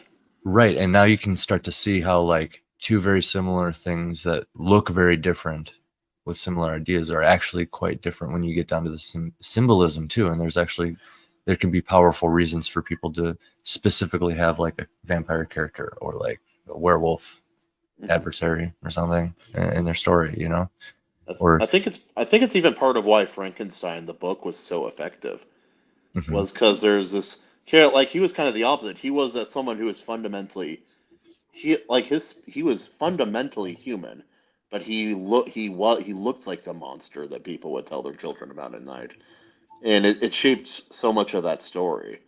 Right. And then it's like, who was the monster, the creator or the one that was created? Was the Exactly. creative inherently a monster, or was he made that by people's perception of him? And it's anyway, I could talk about Frankenstein all night. I love that book. But anyway, your Right. vampires. And on the subject of vampires, is Frankenstein in that scenario, is he an ego vampire? Right? Because he needs to like, I don't know the specifics, but isn't, feed his ego, become God, essentially, right? Well, Play God. he like I don't let me think. Like there is no proper adaptation of the original book. No comic, Right. no movie, no show. No one has Right. ever adapted Frankenstein faithfully. Is that They public turn him domain? into this. It might be at this point. I think it is. It's been used so many different times now. I imagine it must be. But yeah, Hmm. it's like everybody is like, oh, it's this evil scientist who wanted to become God. It's like, no, this was a overworked and overtired college student who, Ah, in his sick. determined research, like he wasn't even wealthy. He was just a guy He was with like, a kind of rich family. He was in college, okay. and it's like he accidentally, and because it's done in epistolary form, like letters, it's Yeah, like I love he's that. like, I cannot say, I would never divulge the secret of what I learned because it has brought me so much torment, so my life has been so unimaginably altered by my discovery and the Right. consequence of my decisions afterwards. And Hmm. it's like, yeah, and then like you get a whole portion of the book from Frankenstein's perspective. He discovers people are terrified of him, and then he Yeah. secretly helps out this poor family for like a year and a half before finally introducing himself, and then it inevitably goes anyway. But So he that tries to book's come really out. long. He tries to like come out essentially too. So Yeah. even like modern audiences, I mean, could pull from this, like, which is a sign that it's timeless. Like, that's an important Oh yeah. aspect. The fact that he voluntarily tries to reveal himself, that's an important aspect because of, I don't know, just like what I said. Oh yeah. We like to. There is a lot of things where we point at and like put modern audiences in quotations. It makes it worse, and a lot of times it does. But this is actually an Mostly. inverse. This is actually an inverse of that, where something is truly timeless. Well, yeah, and like it gets to a point like That's all I'm saying. no spoilers. If you haven't read Frankenstein, you just need to read it. I'll buy a copy. You need to read it anyway. But it comes a point where the monster he's finally learned how people see him, and he's accepted that the world will never accept him as he is, the monster, and Right. he confronts his maker, who has almost forgotten about him just because he doesn't like Oh. to think about that. Oh, okay. Yeah. Like he. Yeah. Yeah, it's like that was a terrible like memory. I hadn't slept in like 3 days, and then maybe Yeah. what did that thing I created ever, was that all in my head? Was it real? Was Right. it not? Because he And sometimes disappeared. Yeah. every now and then when he's doing the dishes, he just like, oh shit. Like, Oh where is yeah. it right now? Yeah, yeah. Where Exactly. is it right Exactly now? like Yeah, that. yeah, yeah. Yeah, that would be horrifying. Yeah. And so the monster, like, I hate to call him that because he's not that at first. He basically he Yeah, comes to his maker and he says, I don't want anything from you, my father. right. I just Sad. except for one thing. But for one thing. I want a companion. I want you to do the terrible thing you did one more time so I can have somebody. Really quick pause. Yeah, go So for it. just that was like one sentence, right? Maybe two. Yeah, just about. Yeah. Okay. So in one sentence, maybe two, you just touched on so many basic human things. Another sign that Oh, this story is classic. Okay. yeah. So for starters, just the fact that he added my father, he's referring to the That's creator. how, yeah, that's how he refers to him. Yeah. He's searching for, okay, he's searching for quote unquote the creator. He's Yep. he's speaking to his father, right? Hmm. These are things that make people bond so strongly with various religions. Actually, is the needless 100%. Yeah. search for the father figure, for the creator. Okay, so right off the bat, it's just like ding, ding, like bullseye, Yep. bullseye, Right and away. Yeah. yeah, and then he's just like, he doesn't kill him, right? Okay, it's compelling. I don't know what, I'm sure that there's something there, but the next thing that drew me, like that stood out to me, was he doesn't kill him. He says, I need you to, I want companionship. So now we're getting into Adam and Eve, Yeah. right? I Right? don't want to be alone in this. In Right. this. Hmm. And since we've already touched on the creator, the father, Adam and Eve, what do you think inevitably the next thing that's going to happen, right? So yeah, Yeah. I'm guessing he was cast out of the Garden of Eden, and there's some sort of maybe a Cain and Abel moment, that like where somebody gets bashed in the head with a rock. That's just my He. guess, my prediction, Uh, just on the symbolism. I want to talk about it. I'm not going to ruin it. Right. Just You need to read that book. That's okay. all I'll Yeah. say. Don't even tell me about. There's no classical book I would even put one. I would not put this any other classical book in the same category as this book. I think it's one of the Okay. best works of fiction ever penned. I Truly would love do. to compare it to Dracula. That would be so fun to just like I haven't read read those. Dracula yet. I have Bro, it, but I haven't read it yet. I think I've dabbled. I don't think I've read the whole thing, but I think I've It's dabbled in a it. big book. Yeah. I believe it's actually genuinely creepy, kind of like, I mean, these are literary classics for a reason, right? So, Yeah. yeah.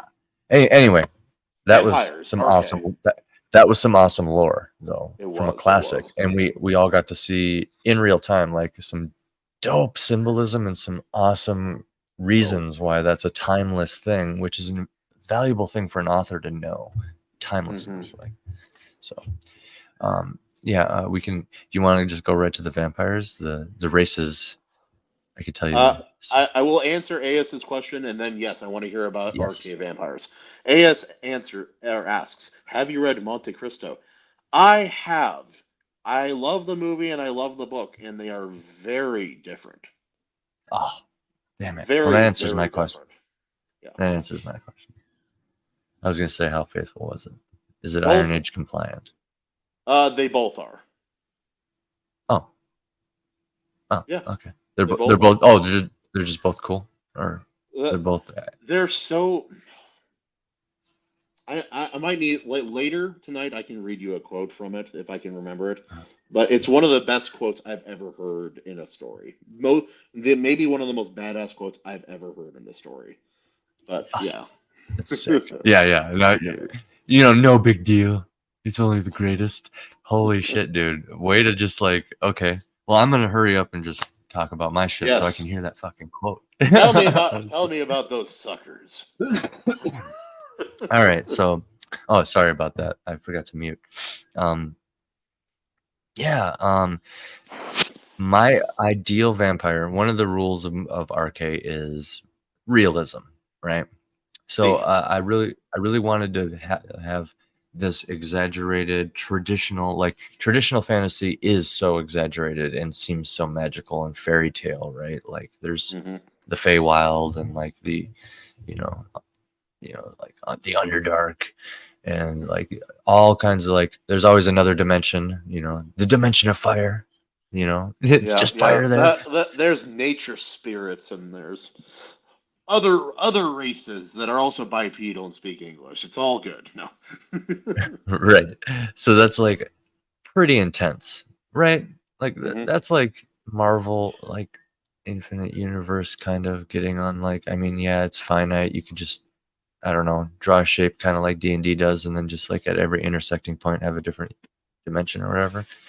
Yeah, yeah. But for RK, I decided to dance fantasy with realism, right? Um, so I because I really love the idea of like when fantasy when fantasy brushes just close enough along the brushes up against real life that it just like you can.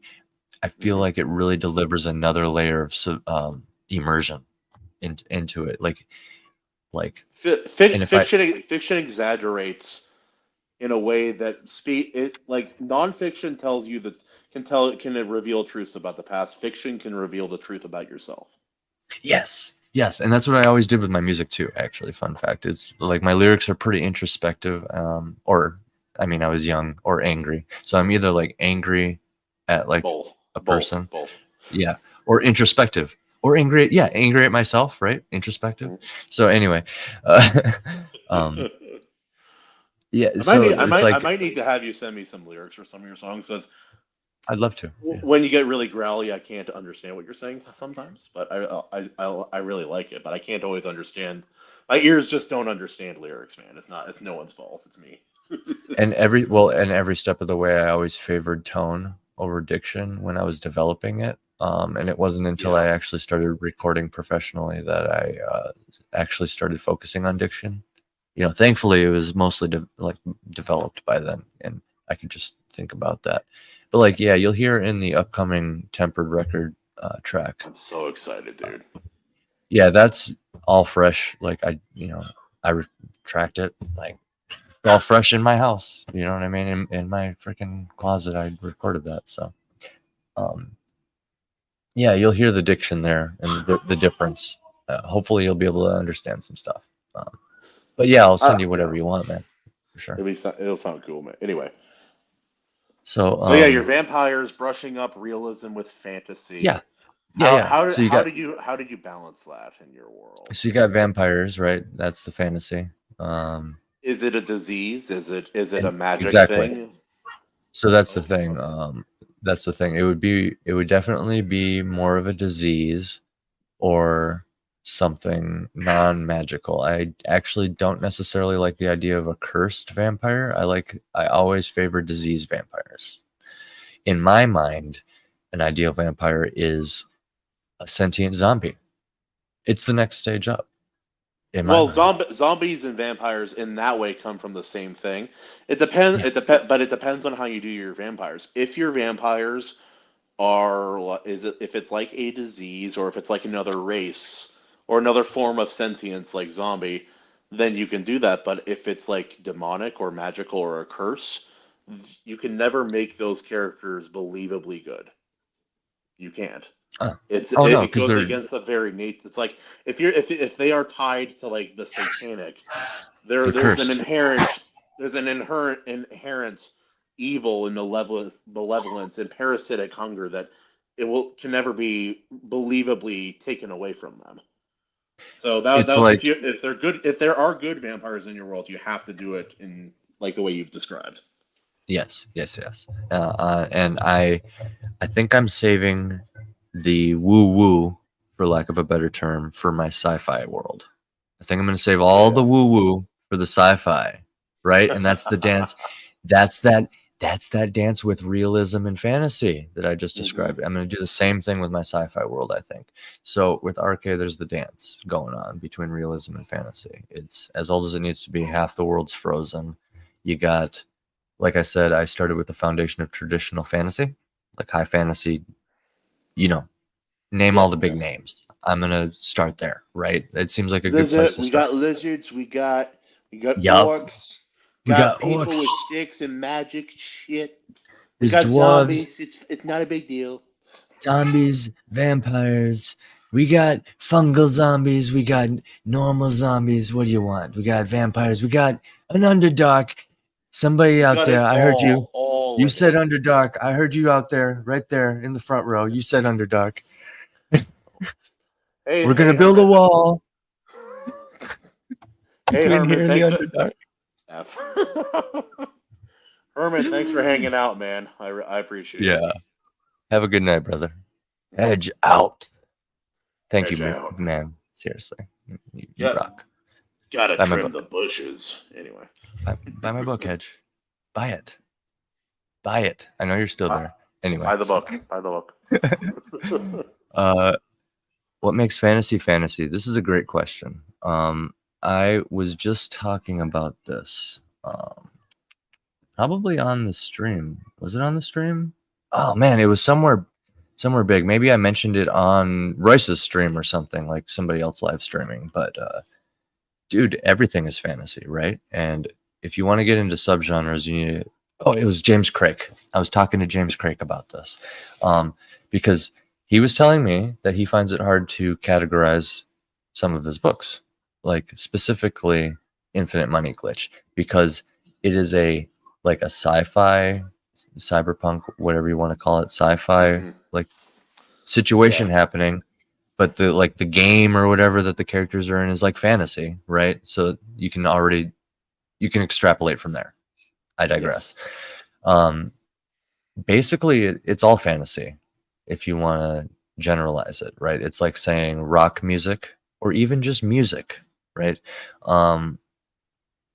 When you add a subgenre, it adds context to it, though. So it kind of just depends on, like, I don't want to say it depends on your own personal definition, because that's not how definitions work.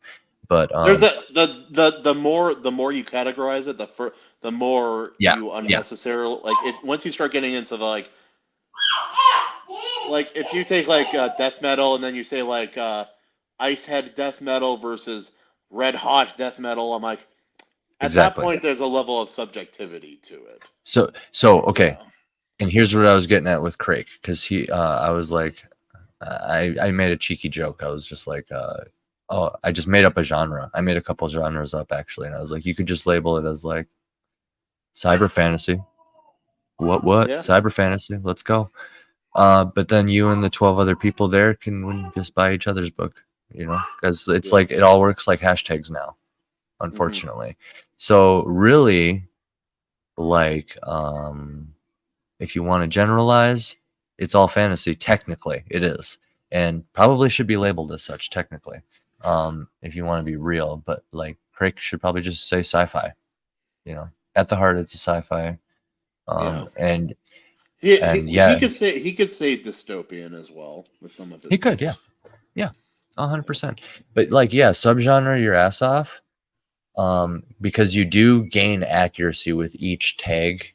Every word you add onto your genre, you 100% gain accuracy, and people should have a better understanding what you're trying to communicate. But the thing is the pool of people in that hashtag, for lack of a better term, may be smaller. Yes, they will 100% be smaller. Like, well, all it is a focusing tool. Yes, it'll be a smaller audience, smaller point, but it'll be more specific, and people who understand it will know exactly what they're getting into. Yeah, and sometimes if it's labeled correctly, proper labeling will help. And this is how it should be used: is like you label it in such a way that laymen can understand what you're saying at a glance. Like when I say, like, you hear, okay, so the word core at the end of a musical genre was probably a poor choice, but it ended up working out. I've never understood what that meant. Well, yeah, because for starters, so many genres use the word core. For so many, like there's just hardcore, right? But like, hardcore, what do you mean? do you mean punk grunge hardcore? core, metalcore? Like, there's a weird one. Or do you mean there's literally a style of like electronic music that's really upbeat, crazy electronic music just called hardcore. And that's way different than like punk hardcore. Like what the hell? You know what I'm saying? And it's the same name, like not the same genre apparently. You know what I mean? So EDM, like EDM core or some shit. I don't know. that's what I'm saying. So like probably a poor choice there, but the idea is it's supposed to convey that okay, this is going to be a heavier band in there aspects of okay, just to generalize, aspects of this should be heavier. There might be some screaming, and that's basically like be prepared for that, like kind of like a traditional band, like with guitar and drums and stuff, a little on the heavier side, maybe some screaming. That's essentially what core implies. So when you say deathcore, you're like deathcore. Okay, that sounds way heavier. Yeah, it's like a heavier version of that, right? It's like the death version. Yeah. So it implies things, but yes, it could be used as a tool. But people, I've met so many elitists, is what I grew to like call them, elitists. Like you just subgenre your shit so much, or whatever you're trying to talk about, you add it into subgenres just to sound superior, and they think of themselves as superior when they're talking. They like gatekeep is what I would call them now, gatekeepers.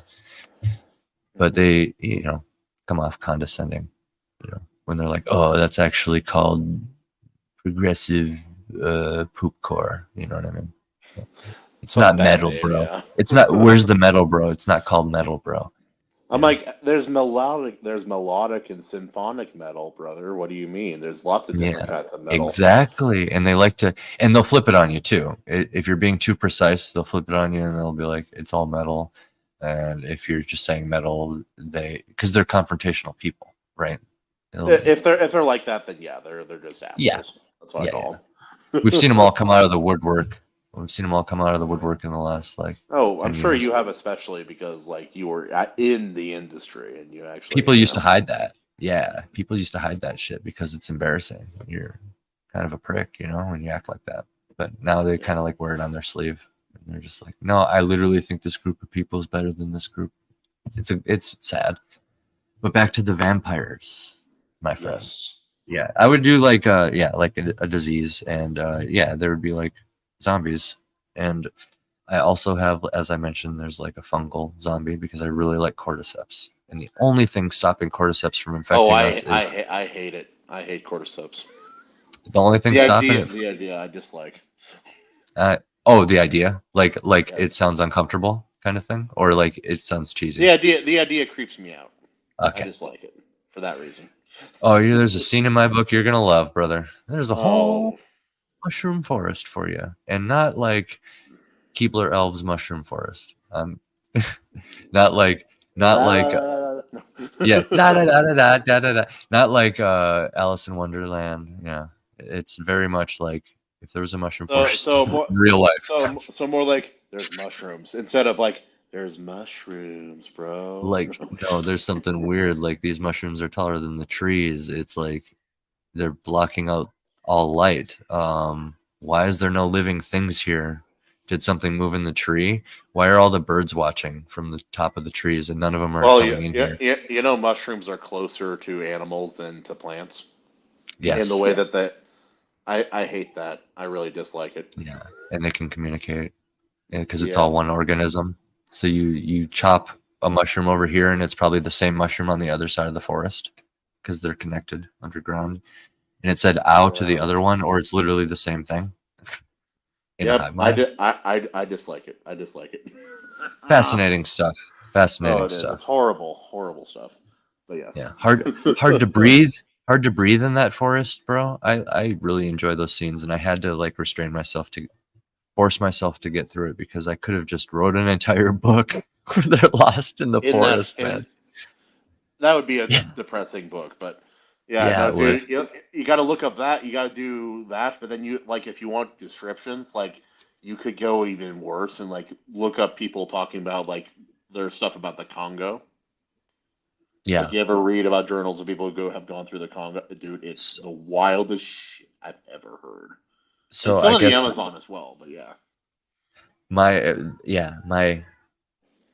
mushroom forest that I've described is probably my wildest imagination of those stories, just without actually having looked into them. But there's a lot of firsthand accounts of like when I was researching the Aztecs, for example, descriptions of the Amazon and stuff and expeditions, stuff like that. So, I've had a little taste. The Congo's probably wild, dude. The Heart of Darkness? You kidding? It's called the Heart of Darkness. Frogs like out of the Bible kind of stuff. Wow. Like parts of the forest where the sunlight, where you can't see the sun because the canopy of trees above is 200 plus feet, and there's a mist that never leaves. Yes. Also, I just pulled this out of my pocket. I have to put this somewhere safe, but I have it, so I might as well show you.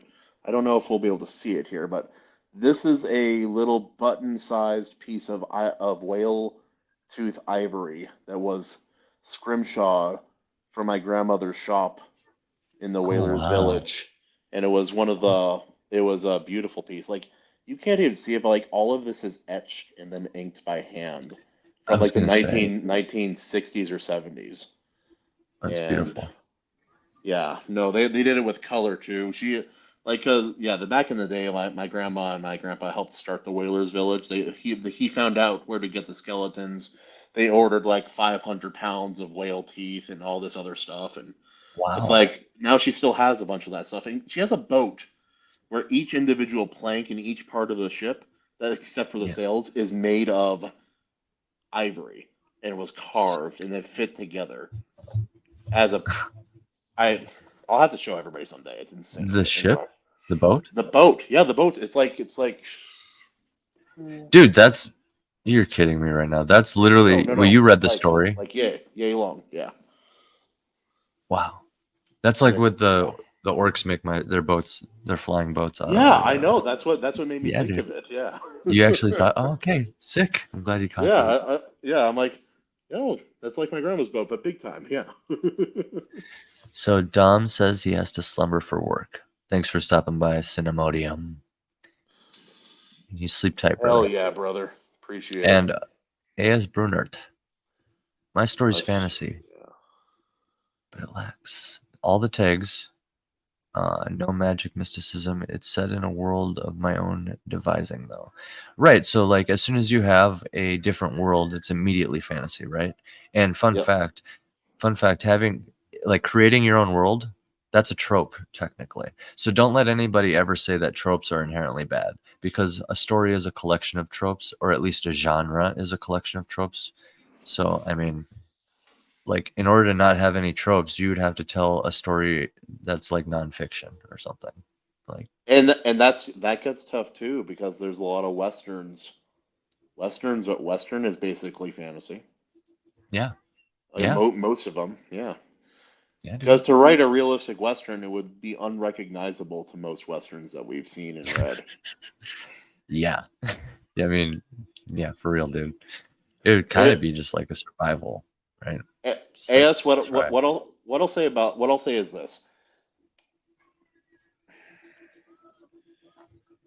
If the story you need to tell needs to exaggerate the qualities of the normal world or the normal person or an ordinary emotion, if you need to take something to an extreme to illustrate a point, then it needs to be fantasy of some kind.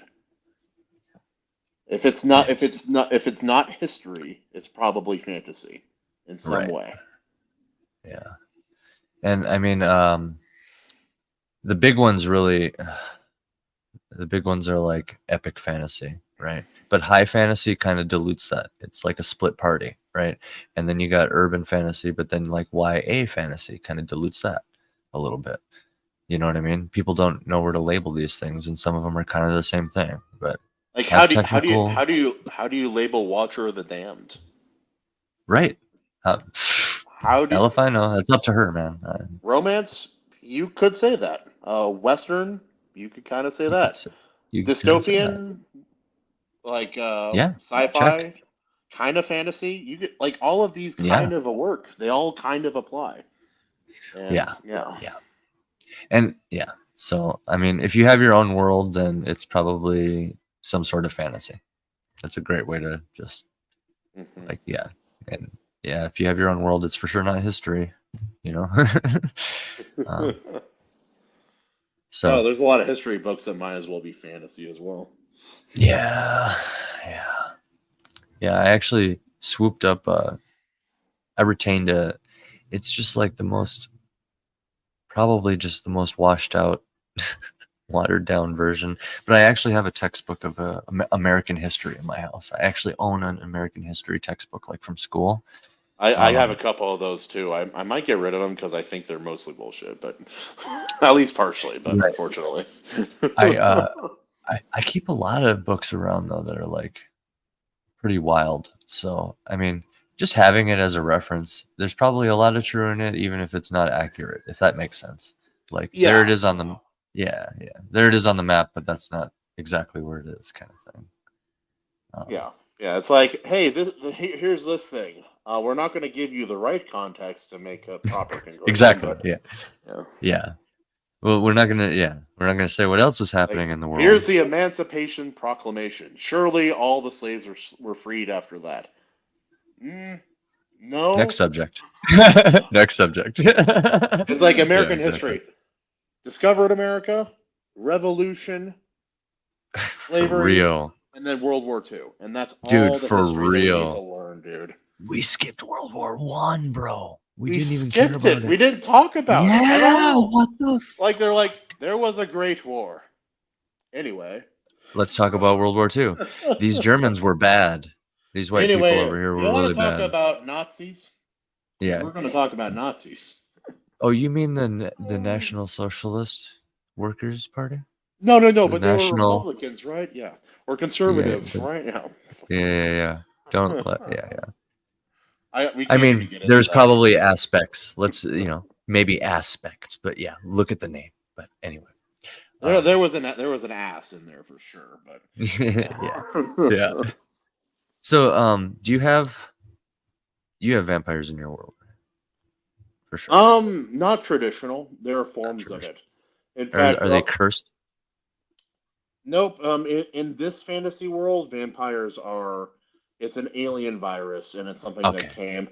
And there is a mystical element to it.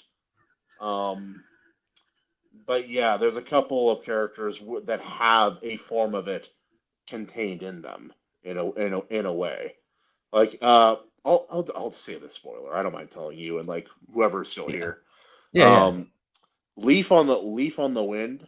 He has a small part of the vampirism in him as a tree.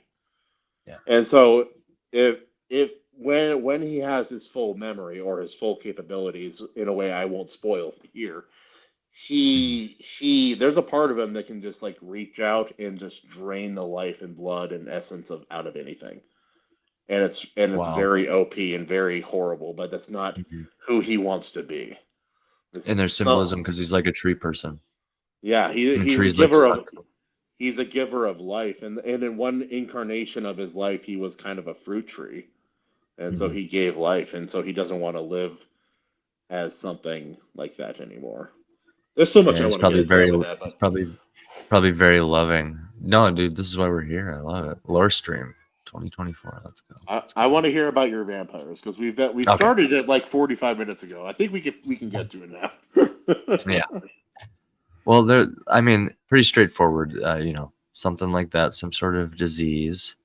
I am a huge fan of mind flayers, so I am actually very open to some sort of outside component, maybe corrupting something. You know what I mean, so to speak, like the life cycle of a mind flayer, for example, Ceramorphosis. I mean, a lot more people know about it now because of Baldur's Gate, but like, man, I've always loved mind flayers going on like several years now. Yeah, if we're being real, but like, dude, like you put a tadpole in somebody's their ear or their eye, or just like it enters the body in some way, probably up the nose. They tie you down so you can't do anything about it, and it gets into your brain, and essentially just like kind It of develops. it hollows you out, and Yeah, you become it, and it becomes you, and then you yeah, don't exist. Yeah. yeah, yeah. And there's That's very much like Parasite the Maxim, the manga and the anime, if you've read or seen it. I haven't. I should. Oh, dude, some of the worst body horror stuff, like imagery you're gonna see, it messes you up, dude. It's so good. Anyway, In the best way. Yeah, it messes you up in the best way. well, it's Uh, like the people who are like parasites. Like you'll look like the panel will look at them, and you're like, something just isn't right, and then the way their body transforms is like, oh no. no, no, yeah. It's I like love you it. see line here, like this subtle line across like the body, and then the head Mhm. suddenly like unravels in a circular motion, and Uh, it's bad, that's dude. good stuff. That is It's good really stuff. bad. Yeah, It's that, that's good. and there's one edited panel where his hand turns into a pair of Okay. male genital at some point. They Yeah, edited yeah. that out now, unfortunately, but it was very funny It at the time. does. It does seem kind of a little excessive.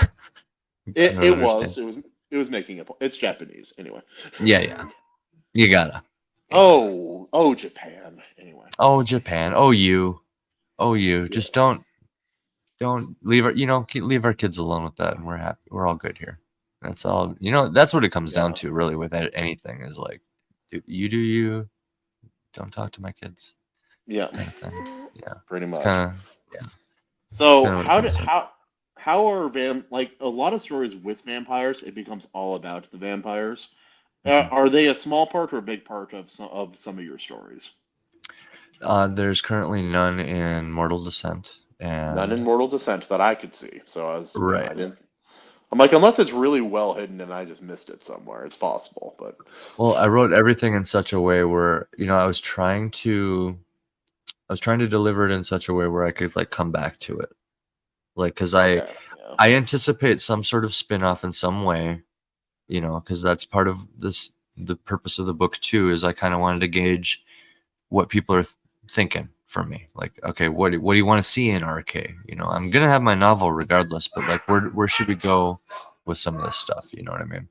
And yeah, it's been pretty interesting. The most liked one is probably A Memory of Mortality, for sure. For yeah. sure. It was such a heartfelt story, and, Yeah. and it feel like the other ones kind of felt like missions doomed, without spoilers. They felt like all of them felt like missions doomed, but the Memory of Mortality felt like the one. It felt like like the most righteous story, the least selfish, the most good. It was like less ambitious but more important in some Yeah. way. Yeah, Yes. Yes. that's It's exactly how I definitely viewed it. Yeah. definitely smaller ambition, but like 100%, almost more important. It's hard to say though, because like with the other characters, the other protagonists, we're talking about like her children and his children, but then Yeah. like also like literally the purpose of his whole life. That's kind of the thing, is like there's a lot of like weight behind like his whole life is led up to that. He um basically went through orc adolescence, which, just to summarize, you have to like it's I drew inspiration from the Spartans, with their when they train their elites, essentially. 300 portrays it. Less sodomy. Less sodomy. Less sodomy though. Yeah, yeah. Yeah. 100%. Yeah, like actually like no sodomy, from what It's I better could that like. way, unfortunately. Yeah. But yeah. I mean, if you want to imagine it as a reader, more power to you. I can't stop you, but anyway, they go essentially. They're sent out, and you have to kill a predator, specifically a predator. You have to kill them. You go out with nothing, right? You leave with nothing. You come back with evidence that you killed a predator, Like right? Just a pelt or a tooth or something. something. Yeah. Like it has to be without a reasonable doubt. I mean, otherwise you're not a man. Like, what are you, right? And Bro, yeah, it's kind of like it's kind of there. That's the rite of passage into adulthood, and then the next step in orc society is claiming your name, so to speak. When you I claim love that, dude. when somebody claims their name, they essentially commit a great deed, or they kill an even larger beast. So essentially, there's this social contract in the orc society where like everybody can kind of like reasonably, unspokenly agree that that was a badass thing that just happened, and like, yeah, I'm gonna call you this now. You know what I mean? Like, They respect deeds and action and yeah, strength. they do. Words, not as much. That's a very common thing with orcs Hmm. in almost every iteration that I've seen. Like if we're talking more like the Warcraft style orcs, or like the Right. D&D style orcs. Like obviously there's like Lord of the Rings orcs, which are a whole different thing, but Yeah. like John A. Douglas kind of similar thing. Like orcs in his books, it's like most of the orcs like they don't respect words or intellect the same way they respect like if you're clever in battle and it can prove effective, that works, but it has to be action. It's words don't mean very much. Let the actions speak louder. 100%, 100%. And one of the characters has the moniker Red Raken. Yeah. And so like in orc society, to get the kind of like, and that's really simple. And I don't know. I tried to just paint a dark picture for that character, but yeah, he has a bastard Oh, okay. in orc society. So yeah, not the best guy there. But like then you get like So anyway. the orcs in your society, they value lineage. It sounds like it anyway. But not I as mean, much as not as much as the people as humans. right, Or like less than humans and far less than dragonborn reptilians. oh, so the dragon, like they're the elitist. It's like, oh, this is my family Bloodline. line. Yeah, I'm a yeah. red. Look at my scales, bitch. My blood is red. I am a red dragonborn. I am not a filthy fucking swamp I'm swimming not one of those swap. I'm green. not one of. Yeah, I'm I was not gonna say green green. too. Why Yeah, did we I'm not. both go green? It's like those Yeah, filthy greens. yeah, those filthy greens. But yeah, yeah, Oh, yeah. That's actually one of my favorite. So this is fun. My blood is red is that's a a line. line. Yeah.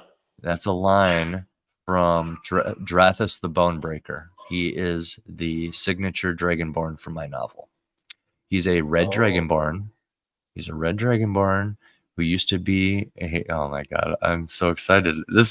Dude, we're so good at we have so much fun talking to each other that mhm. we don't even get into the meat, and when we get into the meat, it's just like a taste, and then we get off track, but in the best I way. know. It's I in the know. best way.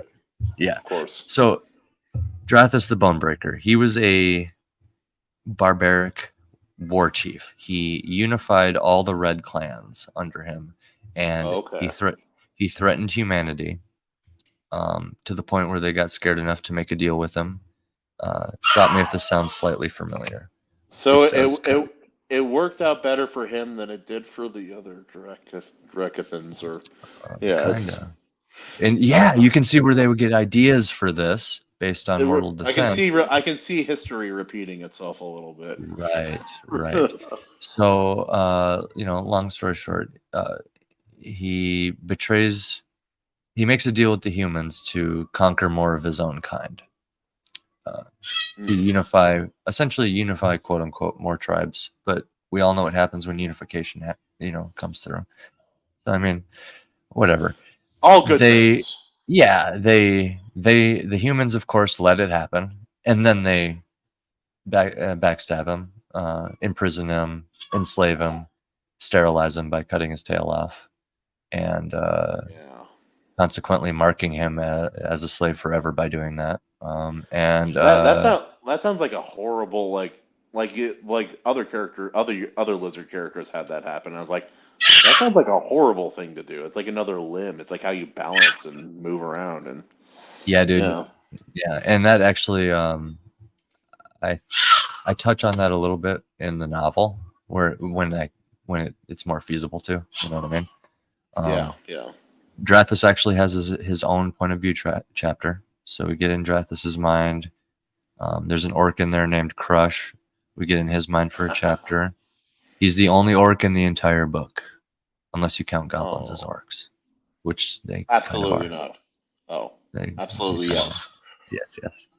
Yeah, this island of aliens that you mentioned on your stream is actually Oh yeah, like yeah. yeah, they're goblins. Yeah. And goblins are just Oh, orcs. okay. Yeah. But different. But different. Yeah.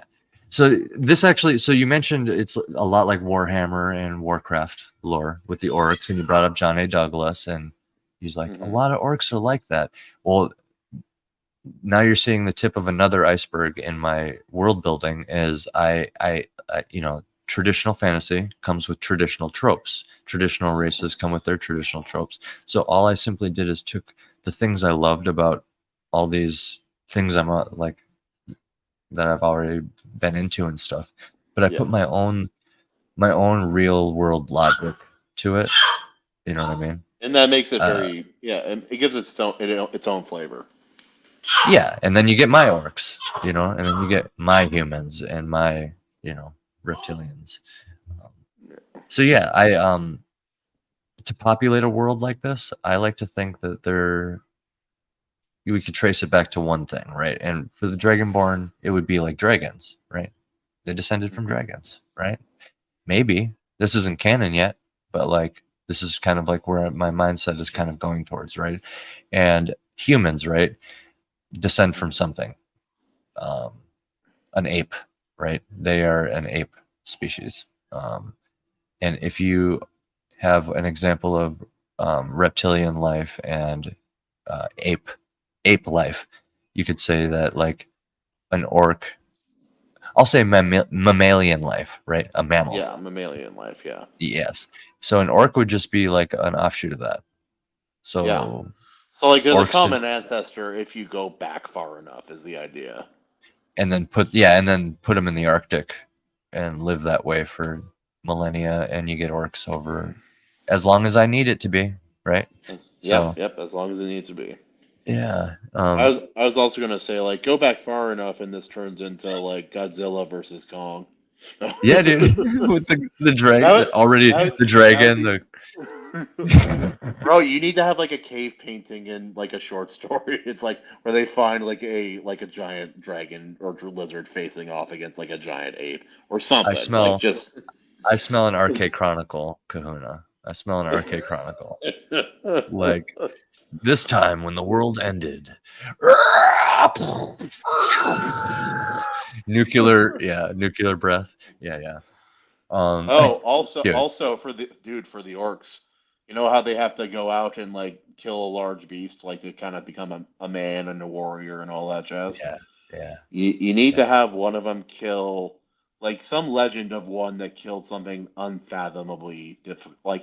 Like you don't kill those things.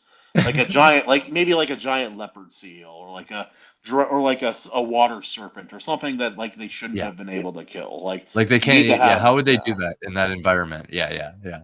Yeah, it's like, how did you kill a 30-foot, like poisonous serpent underwater in the water barehanded?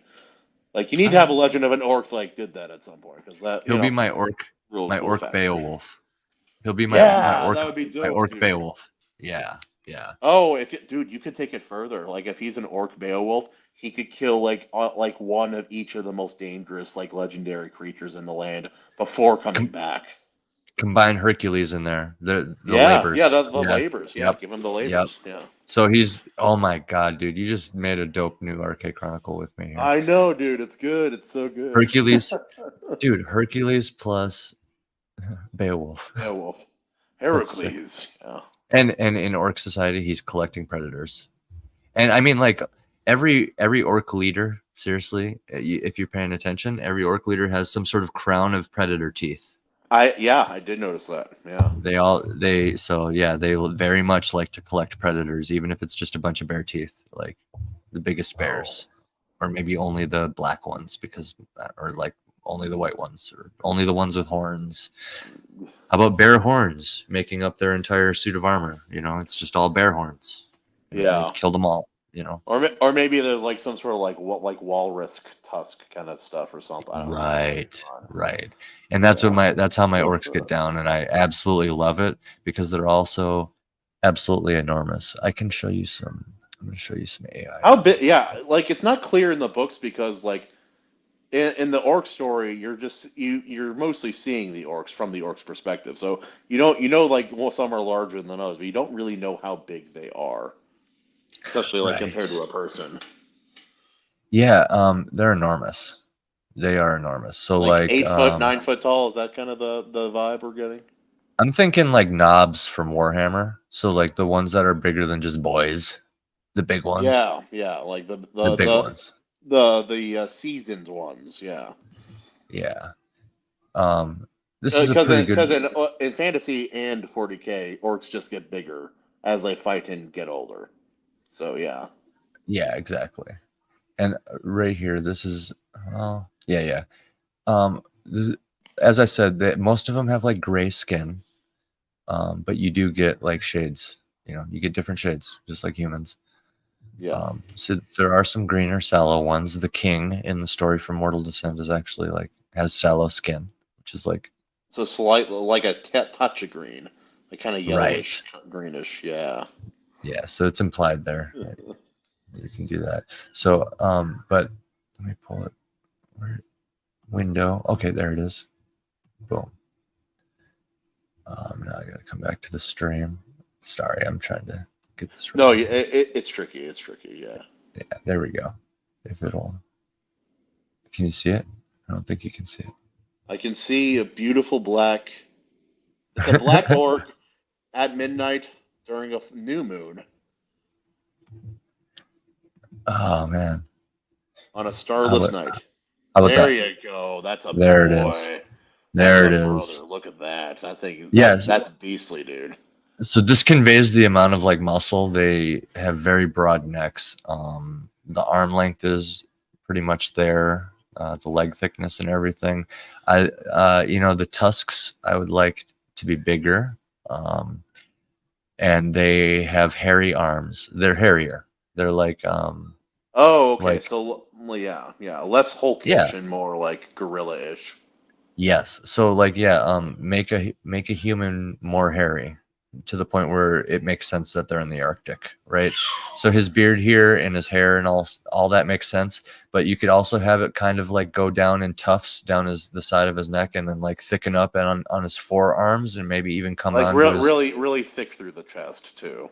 Yeah. exactly, and then like maybe trailing down, and like thick on the top of the legs, top of the feet, all these spots, is what a truly accurate arcade orc would look like, and I am super excited to have somebody accurately depict it, because right now, I just had Luke Stone. Luke Stone actually tackled the orc story from Mortal Yeah, Descent yeah, yeah, dude. for my upcoming comic, which I've shared some images of that around, and that is I'm completely like in love with the work that he did for me. It's fantastic. Oh, It it's so is. cool, dude. It is. I basically took all the training wheels off and I let Luke because I wanted to showcase each other. So I was like, do some orcs, Luke. They have gray skin. Boom, Yep. go. You know what I mean? And so he did As his as much freedom as you can give the artist, usually exactly. they have it like if they're an artist specifically, they have an instinct for something you don't. It's the same thing when I was talking to Evalie about the song for my channel.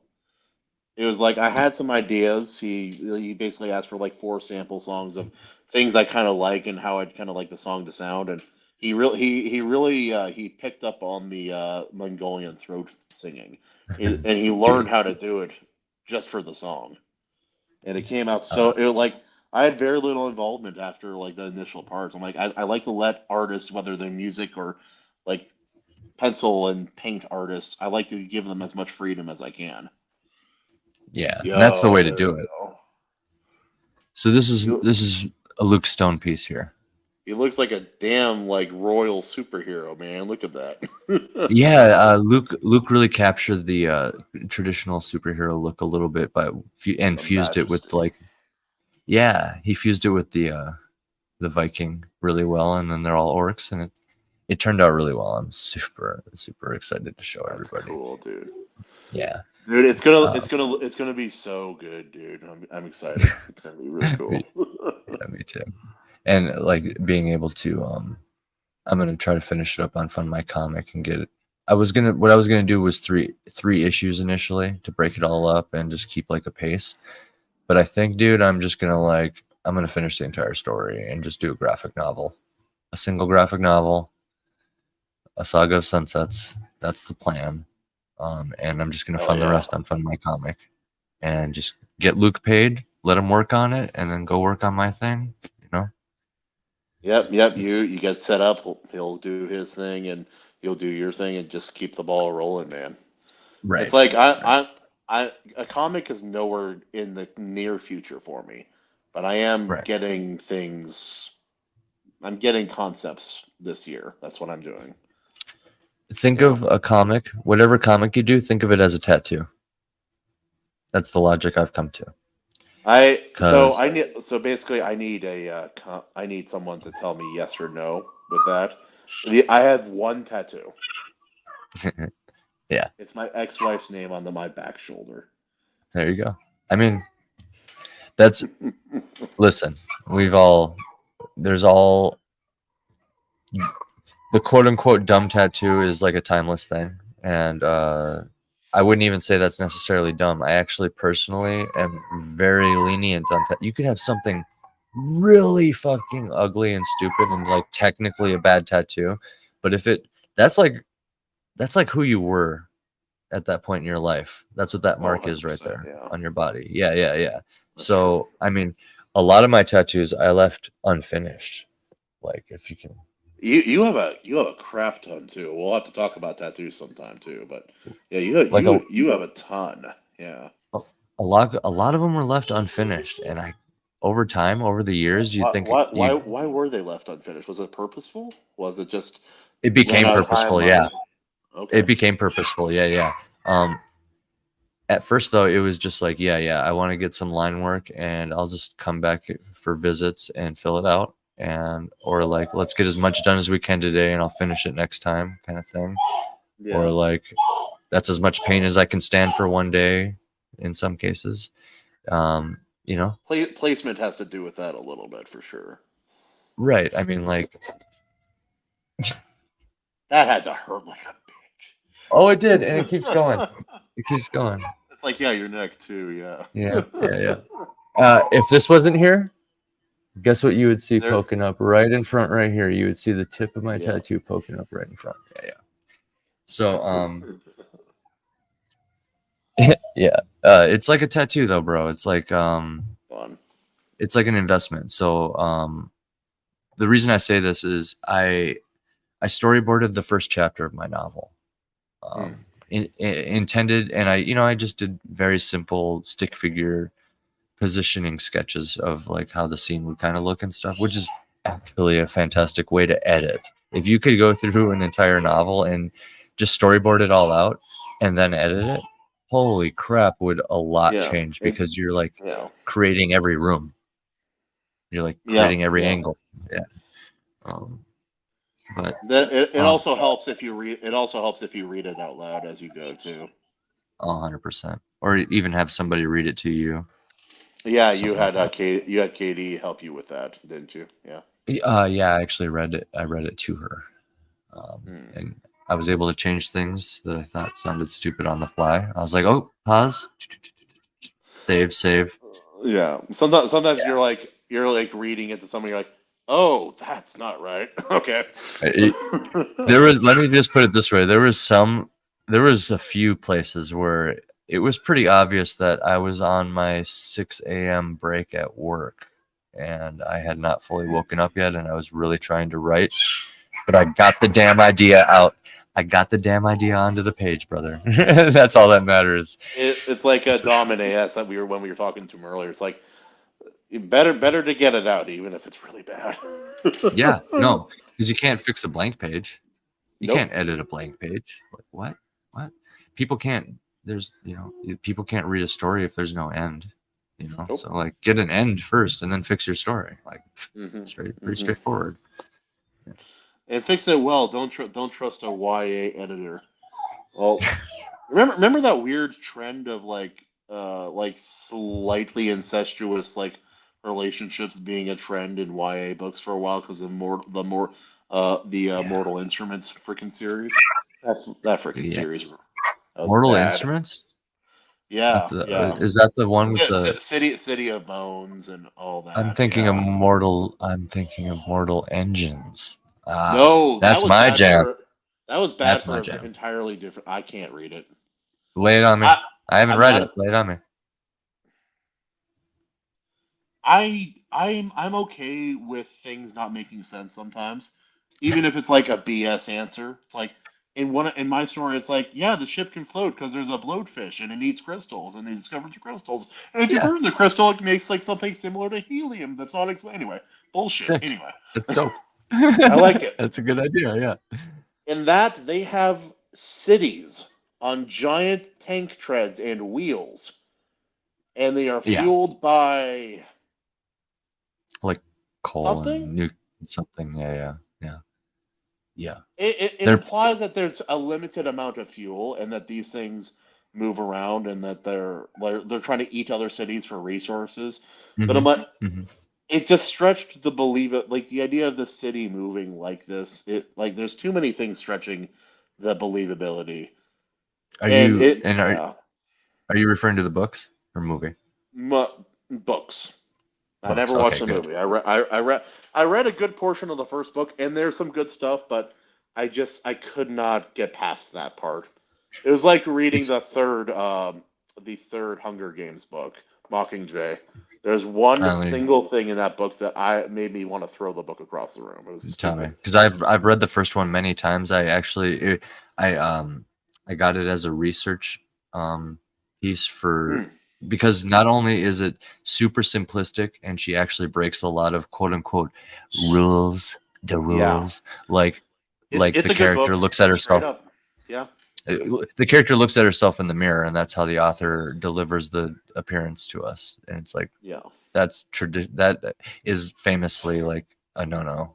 So I mean, but it's yeah, like look at it won awards and stuff. There's movies, so there you go. yeah, yeah. They did First that. first person. I looked at it for first person present tense. Was it present tense or past tense? I can't remember. I think it was past tense. I think it was past tense, but yeah. Yeah, Whoa. yeah, yeah. But He loves his stories. he's having fun. Yeah. But yeah, no, the first well, we did a reread of the first Hunger Games recently. We're going to do the second book here soon. I'm going through it right now. Mhm. She has really, really good character work, really solid plot work.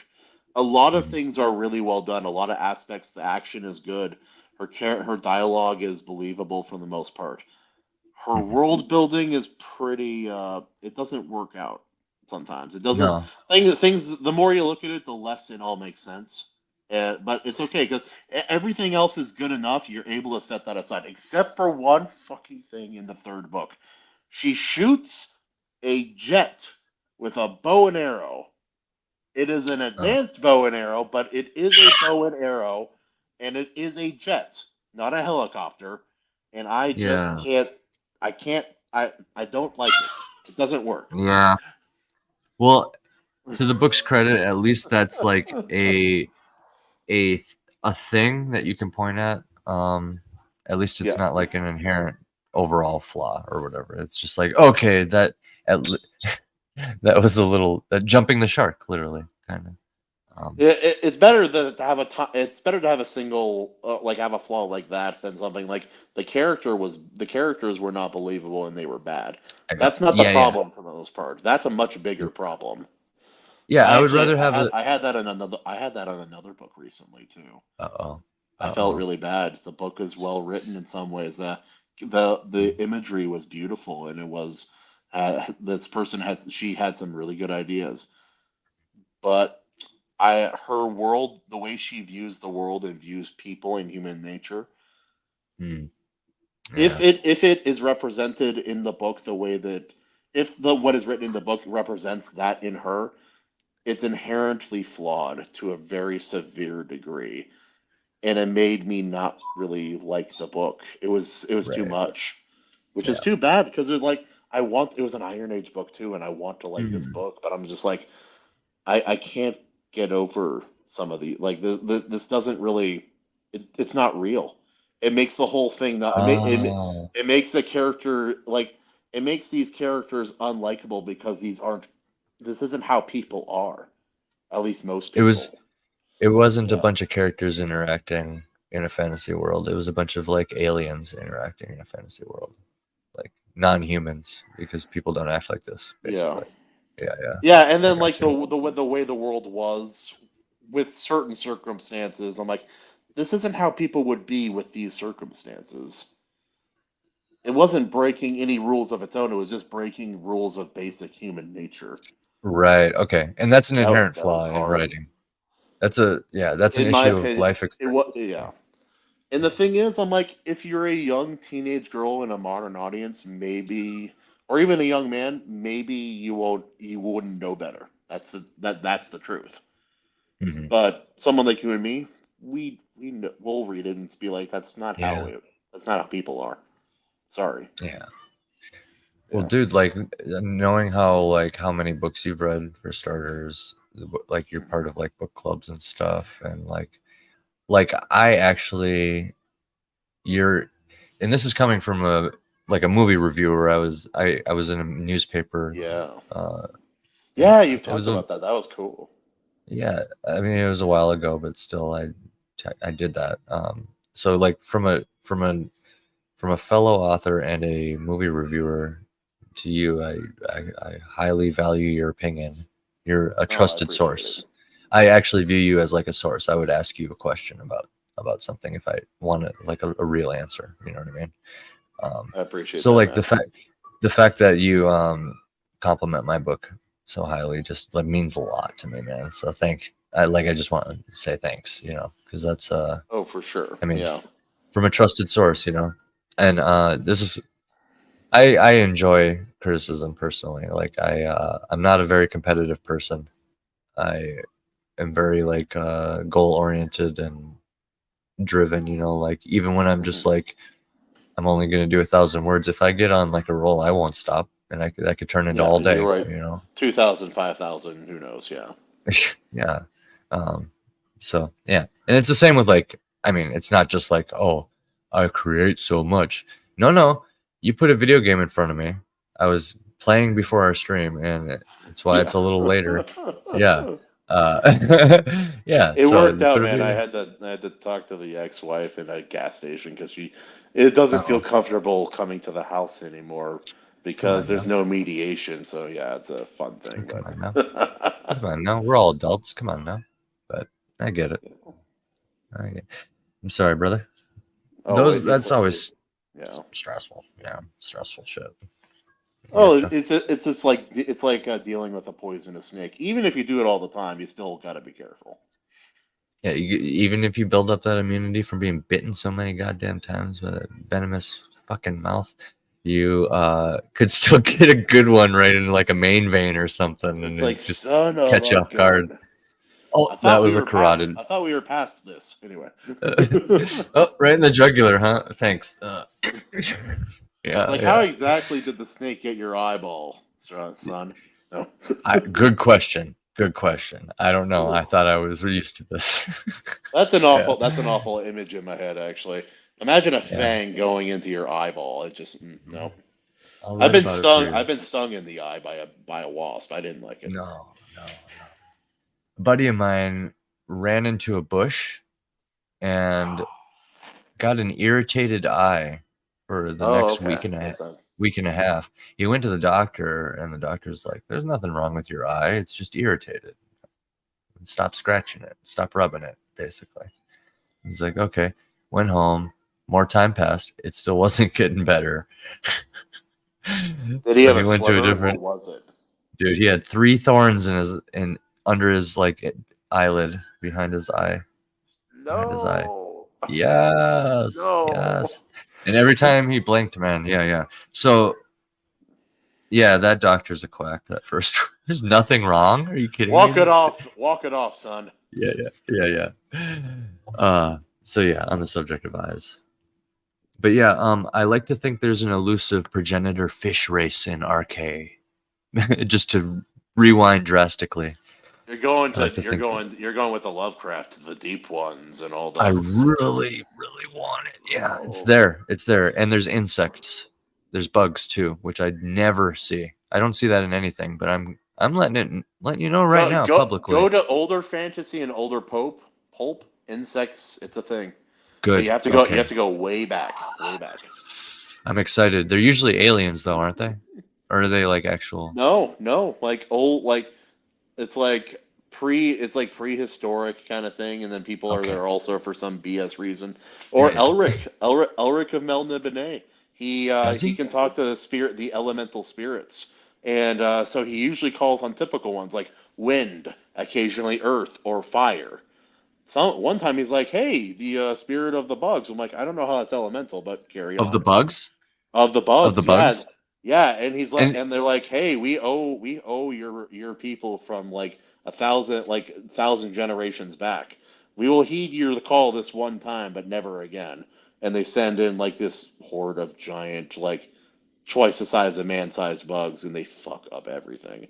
Like they do the entire job for him basically, but so it's like the yeah. Ghost Army from Lord of the Rings, but bugs.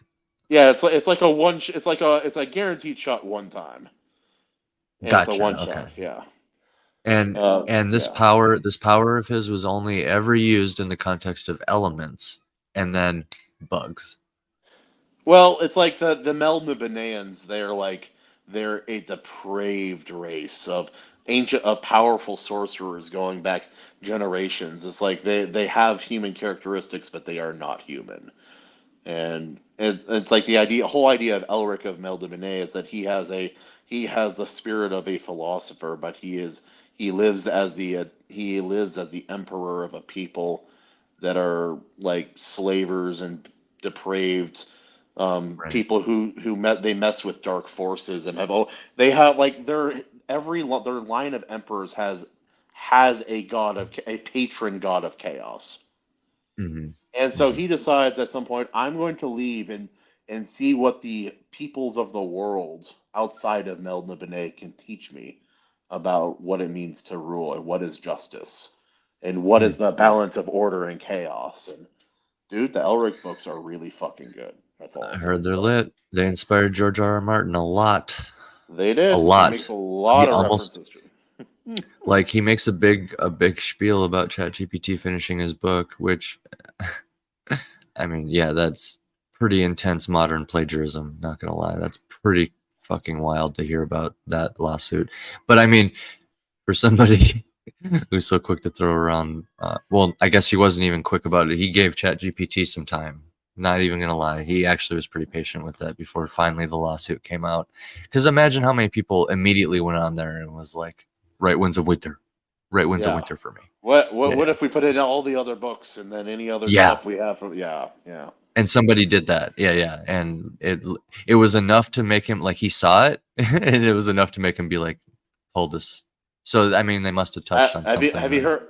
There's a lot of theories about Winds of Winter, but have you heard there's this really funny one. It's like he was just waiting for AI like Chat GPT to get good enough to where Uh-oh. he could steal all the best ideas from all the fake ones and then put Yeah, it in the real one. I'm like, that's that's the a good worst take theory. I've heard, but it's It's a like really good theory, I kind of dude. believe it now, man. Yeah, yeah. I mean, yeah. And at the same time, though, in that same vein, does he really have any excuses left?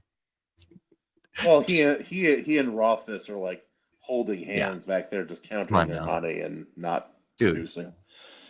Dude, hold the robot's hand too, a little bit if you gotta, just a little bit, like for some filler at least, like speed it up in Something. ways. I don't know, do something because I you can don't also know, tell man. Yeah. it's like a personal assistant. You could turn it into like an assistant researcher. You could be like, it can like help you with things instead of writing things for you, if that makes Oh, sense. 100%. Well, like, but then the problem is like with the mainstream today, then you have someone like Brandon Sanderson. Yeah. Each one of his Stormlight books, besides being some of the best things ever put to paper, in my opinion, The Way of Kings, Words of Radiance, especially those first two books, I can't. I don't really know if there's better fantasy than that, in my opinion, that I like better. Period. I But yeah. I really appreciated his and I don't know how heavy-handed he was trying to be. I know it was one of his early works. I got my hands on the super deluxe audiobook of The First Wave Kings. I think I have multiple Oh, Wave Kings. did you get the weird one? Or the I got the weird like one. okay, because I there got the was a weird weird one. he released like It's a the movie. original one, which is different, yeah. It's Or like a maybe movie. not. Yeah, yeah. Oh, I'm sure oh there's no, even you just got the graphic audio. Okay, yeah, that's fine. yeah, yeah, yeah. And correct me if I'm wrong, but they even removed all of the dialogue tags, right? Because I don't think they I'm say not he sure. said. I think they removed some things because it's in the audio, kind of like a Yeah, comic book. it's like a radio show, more akin to a And radio show. yeah, that inspired me. I'd like to do something like that for spirit animals. But Yeah, for now, that would be fun. I'm gonna put out 8 free episodes with guest voice actors. I'm, you know, enough time has passed. Should I announce the first guest voice actor, Mr. Kahuna? I think so. Should I do Yeah. that?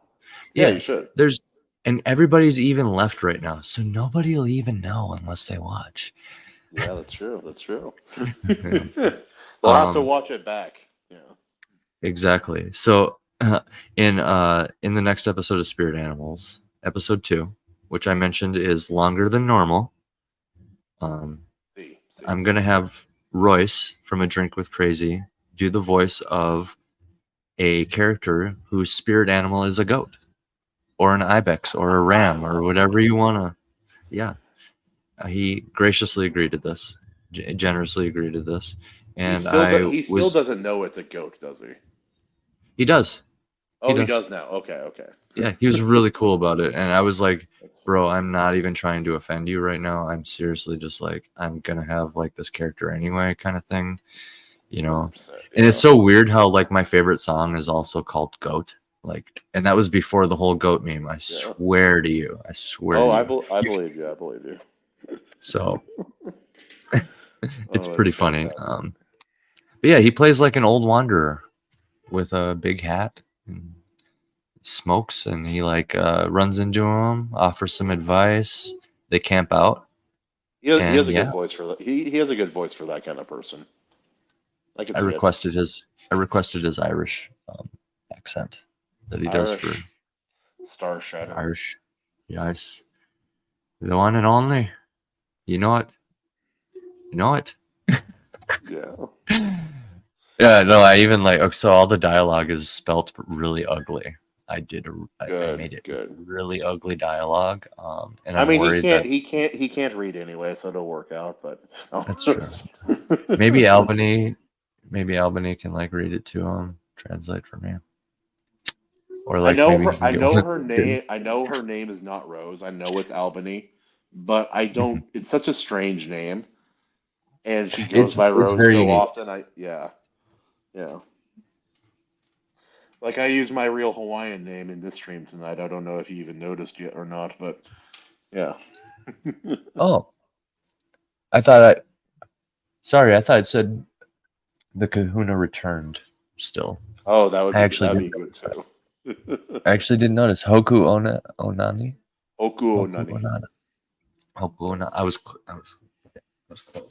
You're We're close. just You're thinking out close. loud. Oh, that's good, dude. What does Hoku Onani mean, sir? Beautiful or bright morning star? That's beautiful. Andrew translates to brave or courageous warrior, typically. In which language? Usually, like, well, I think that's like the traditional Bible, but like any language that Andrew is Yeah. used that's usually what it translates to. And I think Michael Harris, when he gave me my Chinese name, drew on that a little Yeah. bit. So if he didn't, he accidentally named me the same thing that it translates to, which is I really hope he didn't look into it because that would be even cooler. That'd be cooler. Yeah. Yeah, It's like I think Michael. He wants a Hawaiian name, but a Hawaiian name is it's not something. It's not an arbitrary thing culturally. It's like you have something you call them, but you have to be at least like 5 or 6 years old before you get a Hawaiian name. You have to Do have they a have to claim their discernible. name? No, they have to have a discernible personality because the Hawaiian name Yeah. functions in one of two different ways. Two different ways. One, it has to represent who you are at your core. That's what mine does. That's why my grandma named me that. Second, it has to shore up a weakness of who you are or your spirit. Something that needs attention, or something that needs like a defensive kind of building up, a bastion of sorts. So my aunt, Reinforcement. yeah, reinforce. That's the word I was looking for. I couldn't think of it. My aunt, her name translates. It's a long, long, long name, but it translates into learned one. And she has a learning disability, and she's the only one in our family with a master's degree. So Huh. there's all that. Yin and yang. So like, yeah, so it needs like, so what is yours? Beautiful, Beautiful or bright morning star, depending on the way that it's used. beautiful or bright. Okay, so it could be like bright morning star or beautiful morning star. Yeah. Interesting. And have you identified the yang, so to speak, the reinforcement No, area? no, it's either one or the other. So Okay. my grandma told me mine was meant to represent who I am in my spirit, and my aunt's, hers was made to reinforce um her deal, because her dad, my grandpa, he people called him stupid Oh, because he was like very like high level dyslexic, and they called him lazy, they called him stupid, they called him a lot of things, and so so his name would be like smart guy, or like the opposite. I actually don't know what his real Hawaiian name is. I need to ask her again. She might have told me a long time ago, like, but I'm talking like 14, 15 years ago. So I'm not sure I Gotcha. remember. But that would be the Yeah. example, like you said, your aunt, I think, right? My aunt. Yeah. Yeah, learning disabilities, so she gets learned one, right? And Hmm. it's like to Yep. shore up, it's to shore up a weakness, so to speak, kind of thing. I get Yep. it. That's cool. That's cool. It's almost like the opposite of like the orcs. Like, I mean, it's the same actually in ways. In Like ways, yeah. it has like similar spirit in it. So I'm fascinated by it. So like my orcs go out and claim their name. They have to go do something. Whereas you don't necessarily have to do something in like the Hawaiian case. You just have to be you. It But has to like, be a loved member of the family or a very close friend of the family. They have to yeah. know you, who you are. They have to have an understanding of the language, and then they decide your name. Oh man, I might ask some questions on that in the future, buddy. Just so you know. 100%, Just 100%. that sounds awesome. Oh, That I mean, it's fascinating, man. It's very good. dude, if I was you, I would draw on that in a heartbeat on something like one of the what like definitely a main character, like It for sure. in my original novel, there's a similar naming convention, but Yeah, there's a very important emphasis on names in my original novel. yeah. Very, very, very important. I'll tell you this: each family, men of the family and women of the family. There's two. Like, imagine each family has two last names: one for the men, one for the women, and Interesting. so it's basically like a last name, but you have to earn your first name, and someone in the family has to decide what that name is after you've supposedly earned it. And if you get to a certain age without having an addition to the name, then it's almost like a dishonor. It's like you aren't Right. worthy. You aren't Right. worthy. You aren't worthy of your own individuality beyond being part of this family. That's so cool, dude. Okay, so I see why you love. I see why you reacted to the orcs claiming their name. Oh, No, it's great, man. Yeah. yeah, yeah, good stuff, man. Good stuff. I love it. But we could go on and on. Is there anything else? Like, so, okay, just to super summarize my end before I ask you one last question. In my world, essentially, that's what I did. I took fantasy, realism. I'm trying to dance with them. I explain some of the rules of my world. It's really old. It's, half frozen. There's these cycles. One of them is a yearly ice age. That's literally how blatant I'm being with it. And if you look at Mortal Descent, each of those stories is kind of a cyclical thing disguised as a major legend. The ignorance of time passage, it prevents them from seeing that maybe this has happened almost exactly like this before, or some version of this has happened with every era.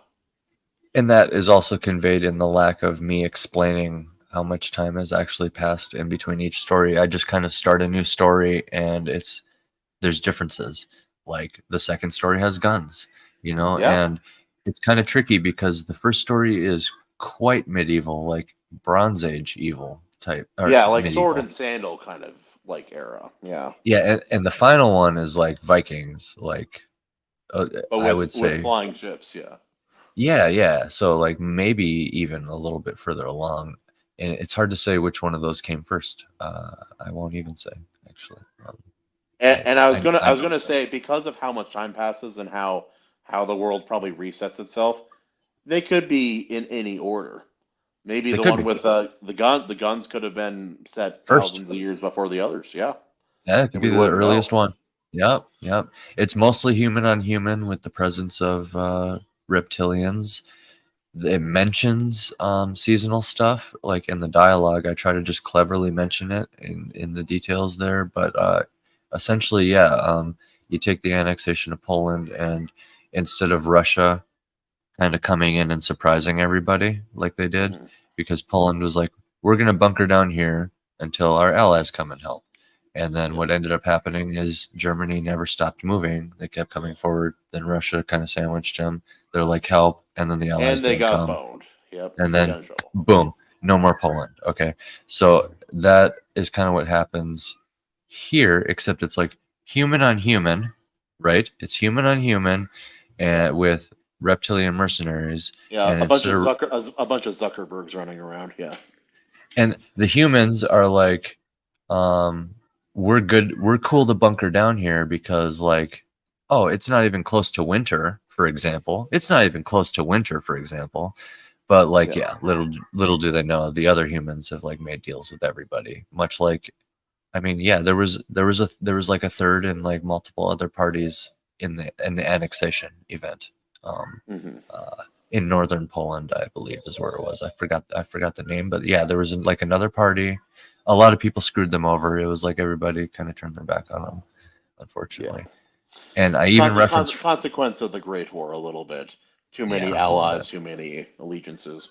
Yeah, France came and then stopped. Like France started. Honestly, they made an honest start to try something, and then they just turned back. And I even referenced that in the story. The dude talks about it, one of the soldiers. Yeah, he's like, they turned back. Curse them for it. The orcs take them all when they're done with us. Yeah, they're like, by the way, orcs are coming. Yeah, like, oh. Okay. Yeah, and that's Russia. Interesting, right? Like the snow people, right? So, I mean, it's not directly. I wouldn't say it's directly Russia, but like I'd very much use the annexation of Poland as inspiration. Oh, 100%. Yeah. I mean, it's like when the war starts going badly for the orcs, they'll go north and they'll freeze out anyone who follows them, basically. Russia. Yeah, it works out. Yeah, and then the land bridge melts, so you can't even, like, when you're all regrouped with your army and you're ready for battle, like there's no way to get there. Oh, look, you didn't build ships. You were too busy rebuilding your castle and like trying to train soldiers or have armor or whatever it is. So yeah, my humans are endangered. Like, yeah, they're one of the smallest abundant races. They just have the most castles, right? That's what it comes down to. So, but like, yeah, if you took all the races off my planet and just like had them floating there would be so many more reptilians and like even orcs, and all the other races. Humans are very much like endangered and like within their walls, which is a little bit of like real world inspiration there. You got the walls the walls of Jerusalem. You got the Great Wall of China. Endless. Babylon. Yeah, Babylon, Jericho. You got all these endless examples. And then, one of my favorite animes, Attack on Titan. They do a really cool, like, it's the size of a nation. It's really cool. Like they have a caste system created by the boundaries, which I is know. so fascinating. I know. The closer you are to the center, yeah, it's so sick. And like the taller buildings are near the center too, to see out, stuff like that. It's really cool. Yeah. Well, like but even like old cities and old towns, like they would build the church, and that was the center of the town. It was also usually the highest building in the town because of the steeple sick. and because Christ was above all. And And so that's how a lot of they're towns would be built. reaching Yeah. for the heavens. Yeah, yeah. That's why they're pointed too, because just more like pointing up. It's like The pointing higher up, you go, reaching. the higher up you go, the narrower the focus. Yes, I love symbolism in general, man. And churches are rife with it. They stink of it. They smell of symbolism. And let me tell you, I love it. I love it too, man. Yeah. But we are about 3:15 right now in terms of hours, and I am actually starting to get tired. But I was gonna say something, but I also wanted to just test my waters here with that. I was gonna say, like, I'm gonna wait for an obvious sign, and then we'll cut it there. But yeah, man, I appreciate you coming out for multiple hours. You're a champ. Oh, hell yeah, man. My son was actually a champ too. Props to him. He only interrupted once. That's awesome. I know, and he's cute too. It was good. Yeah, I should have brought him over really quick to say hi before I changed his, or like right after I changed his diaper or something. But he's sleeping now again. Good. Good. Well, go ahead and tell everybody where they can find you. We'll take off. You can find me at the Ultimate Kahuna YouTube channel. I make reading streams, gaming streams where I scream at a computer because a game is making me feel like a loser. And then I make fun little shorts and I talk about books and stories on the Iron Age and my newest show, Iron Age Legends. Half interview, half discussion videos. Maybe my favorite thing I've been doing on my channel recently. I look forward to doing many, many more. But alas, you can find me there and at the Ultimate Kahuna on Twitter. Branding is awesome when it works. I agree. That Iron Age Legends idea, such a good idea. Just one-on-one interviews. I think we need more of those. Katie's planning an interview type show too, but like time is a valuable resource. You can find me on Twitter /X as well at A_C_Pritchard, and on Amazon at amazon.com/author/AC_Pritchard, and my free content on Substack, acpritchard.substack.com. And don't forget to like and subscribe if you're still listening. Thanks for everybody coming out. And if you're watching this later and you're still here, you're a champion. Good for you. I know. They're the real MVP. They're like, that's the progenitor race right there. That's like a sign of like, yeah, you come from the dragon. You're the Primarch now. Yeah, you have the original deep one, the blood of Cthulhu. Man, we didn't even get to like the bugs. We didn't even get into we barely touched the bugs. We barely touched the non-mermaid sea people. Yeah. 3 moons, your stuff, all your races, the fantasy tropes. I don't know, man. Yeah. But alas, yeah. We'll leave it there. Thanks again, Kahuna. You're the greatest Kahuna. This was a valuable interview. I learned a lot. We'll cut it. We'll have it.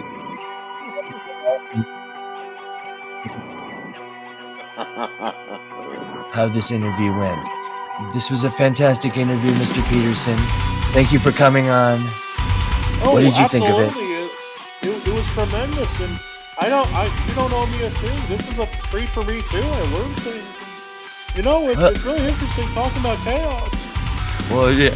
Well, if you thought this was tremendous, wait till you see what I have in store for 2024. It's going to be an absolute blowout. I'm talking apocalypse, mayhem, Not World War III, because I'm generally anti-war, but I fully endorse Mortal Descent.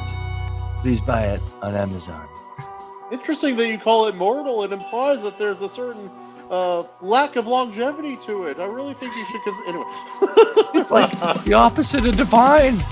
Like, and you know what the divine is? The divine only happens when you clean your room. You keep your room clean. That's when you reach the divine. Yes, buy it. Buy Mortal Descent. All right.